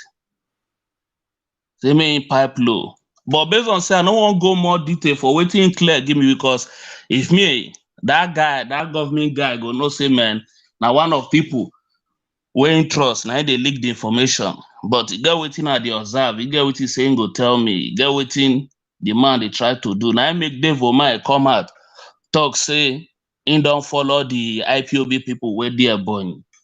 Now based on that guy will comment, will come out, come they talk say about people now they attack the Ogata them for IPOB. That guy they work with Dave Omai. Now Dave Omai they use. Because if that guy know they work with Dave Omai, he not supposed to make that comment saying that Bonya and they attack a DOS. They hear me so, bros. I hear you. I hear you. So like say we don't buy this to make it pipe. I may be like low, bros. You know that stuff. We don't I may be your pipe low. For that bros, 2 or 3 bros, we call you last. We talk about money issue. Bros, we they say they go call you for back. You know, say you talk one thing, you say, you know, if they broadcast with condition. By the time when they condition you, you know, it become the reason money where you be. Like this show, bros. Any call whether they call you for back, my guy, be where you be. You know that stuff. So based on say many people don't they look up to you. They get me so because I remember one certain time when our leader, when people they talk, say our leader fund money for 1 or 2 where they say make people they pay, may for self defense. Say make you bring the money come out. I ain't do them. Our leader come out. He ask people say if you know say you pay money for here, raise up your hand. Now only husband and wife for America and I raise up his hand. The rest people they not bring anything. They waiting they talk. They pipe low. All of them no say man. The man no they hide anything. To the extent that our leader come make the public name people who don't pay for that money, it can't be saying only 3 people pay. So that our brother will raise money, same as some people laundry money, some people chop money so, and these people they no one bring and come out, they can't they say man, they want shut that guy down. It don't make sense. You know that stand so it don't make sense because that guy that guy don't follow our leader. Even when Dave Omai tell our leader say me no ball in a boy, he say boy, you know be Biafra. Now when I come this location, I can't go watch that video. I remember when they stop our leader for Isheke Junction, that guy fall out. Say nothing they happen. You understand? But when I come to watch that guy video, now I tell us, oh, now this guy, that time said me, I never even joined this movement. I see the location 9. So when I come to see that guy video, now I know say now this guy be this. Even when that guy publish the so-called people where they say they did on that oath, the judge Onibe, nobody talk. Everybody they happy say the guy they do great work. They get me so. Yes. But based on say like this now, the guy don't go hit their nyash now. They can't say man, they want to let the guy. Yes. Say make the guy to talk, make the guy go sleep. I wanted to make person, make the guy they expose other people, you know talk. Then they don't hit na now. Say make the guy go lie low. The guy don't go lie low. You know that sounds so bros. But like this, so we'll go leave the matter for here based on so you don't talk put. We'll go draw the curtain for here. But bro. Drum zipper. But bros, I want me you promise me, say man, you know go create your own group. Because you try and bros, forget say me, you know brother, go come after you now. So my own matter be. You're not supposed to even the younger one. You know say we know the So based on say man, many people like that guy will say go control you later. You feel answer he call hell. But like this, so be who you be, you not man on your own. You know that sound so that's so it be. I greet you, bros. Continue your good work. Oluwa dey your back. One love, Jerry. I greet you, bros. All right. Hi, Sent. I'm going to give you 1 minute. All right. Thank you, my good evening, sir. Good evening. Welcome to the I really, the last caller that just spoke is a wonderful comedian. I really like that. At least he made my day tonight. He's awesome with a good voice. On a quick note, first and foremost, the NDA, the way they took over the NDA was so easy that the bandits, the terrorists, or the Nigerian military, because it's like two military now that Nigeria has. We have military A, which is the Zoo military, then military B, which is the Fulani military. The Fulani military gave them 2-0 and nothing happened. How can they come into a whole Pentagon? Because the NDA is like Pentagon. Went into the Pentagon. They had no casualty, no death, no injured officer, and they were able to lay harm on the Nigerian security details, and also went into the officers' mess to carry their the monkeys that are there, because it's a zoo. So they made away with some monkeys, you know. And it's a shame to Nigeria if a place like the NDA is not secured. Who is going to guide the NDA? Maybe they will need some Dibia, some Babalawos, some Bombas, and maybe they might resurrect the Bakassi boys again to come and start getting a whole NDA. I don't know where that one is going to come from. Who is safe in Nigeria? Absolutely nobody. They can walk into your house anytime and pick you up. If thieves, armed robbers can go to a whole Aso Rock and rob in Aso Rock, who is safe? So, if not even the real armed robber safe. Okay, they have Nigeria where monkey swallows money, snake swallows money, and you see, Nigeria is a story like something from the fairy tales. Things that are impossible. There's someone will tell you, just laugh over it and say, hey, you are joking. It's not possible. All those things is made possible in Nigeria. And I believe that maybe Houdini, the great magician, came from Nigeria. Maybe. That being said, my major focus is on the Eastern governors. And it will be a duty for me to always talk about the Eastern governors and the Eastern clergymen. But you see, a man like Wiki and what he said, I'll keep reminding Biafra about the sins of Wiki, and I'll keep calling up the sins of Wiki before him. His sins is like a shadow, because you cannot go anywhere without your shadow going with you. Biafran should not listen to Wiki. They should make it a duty and honor to track down Wiki and bring him down for the Fulani jihad, Fulani jihad. So now we are declaring Biafran jihad on Wiki. So we will hunt him, we'll take him down for free, no price tag on him, because he's a worthless man. You know, some people, they say we place $100 million bounty, we place $1 million bounty on you, but Wiki's own is just for free. We need to really look for that man. Now he remembers that he's an Igbo man. The same Igbo people that he hated so much, same Obiigbo that he said you cannot change the name from Obiigbo to from Oyibo to Obiigbo. That same man that came from close to Oba Obin Palace suddenly becomes an Igbo man today because of election is close. Yes. The Biafran women that he took from Obiigbo and circulated them around the whole northern barracks, and they raped them repeatedly. Wike will pay for it. I know his mother is from, according to him, from Imo State, from the side of Mrs. Tambowal. So his mother is a prostitute. Wike's mother is a prostitute, just as Abba Kyari's mother is a prostitute, because Mrs. Tambowal is also a male prostitute. So let no man forget about Wike. He called the people of Port Harcourt, Iguacha, vultures, that he will kill them. Let them remember him. From now on henceforth, let them keep tracking Wike. It's not only our leader that will talk about Wike. Now, we are talking about Wike, and Wike must be hunted down for free. Thank you. Thank you very much. Else? What else? Aha, I remember. What's his name again? Ikpeazu of Abia State. Ikpeazu of Abia State. He says a blunder today, Tabaribe, that he's going to replace Abaribe there because Abaribe is supporting bandits, that IPOB are terrorists. How can a senator like Abaribe be disgracing the Igbos? That he will mobilize against Abaribe. Yes, I saw that news today. That he will mobilize against Abaribe and remove him from office. Then he will replace Abaribe there. That OKZ, that man, he has drank a lot of water it's time for him to swim in that same water.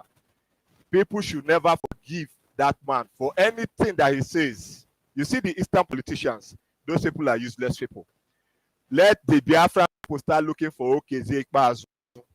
Let them looking for him. For that rubbish that he said about Abarebe today, let them look for him. And who? An IPOB, yeah. An IPOB. Let them look for him. They must get him. Thank you. Thank you very much. Thank you very much. All right. You are going to be the last person on this program because you are working tomorrow.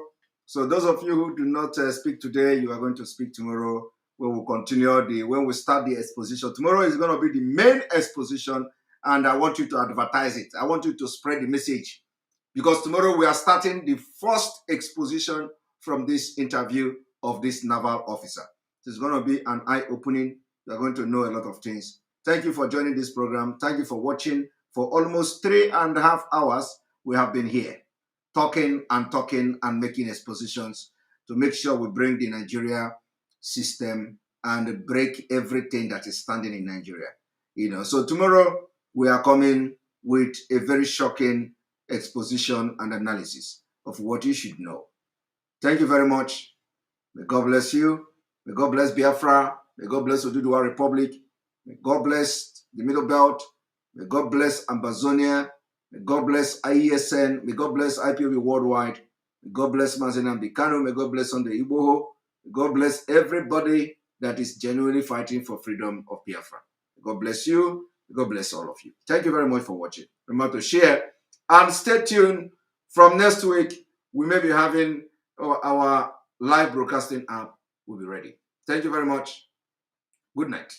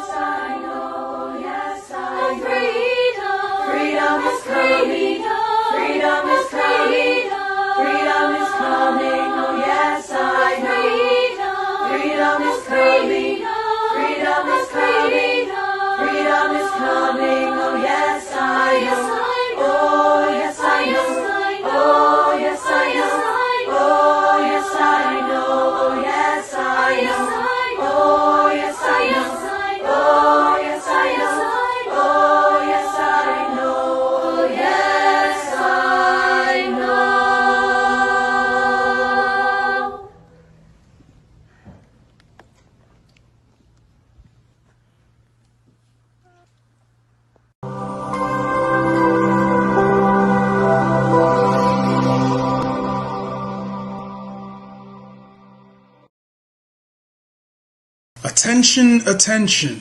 IPOB One Family. This announcement is for those outside of the USA that wish to donate to the Eastern Security Network Fund that is based in the United States. Because of the fees that donators have to pay the bank when sending wires, we recommend that if you're sending less than $250, that you donate through the IPOB USA website. It's fast, simple, and less expensive for you. Go to our website, www.ipobinusa.org/donate. That is www.ipobinusa.org/donate and make your contribution. When it comes to keeping our people safe, every bit counts. After all, the security of our communities is our responsibility. Let's make this happen together.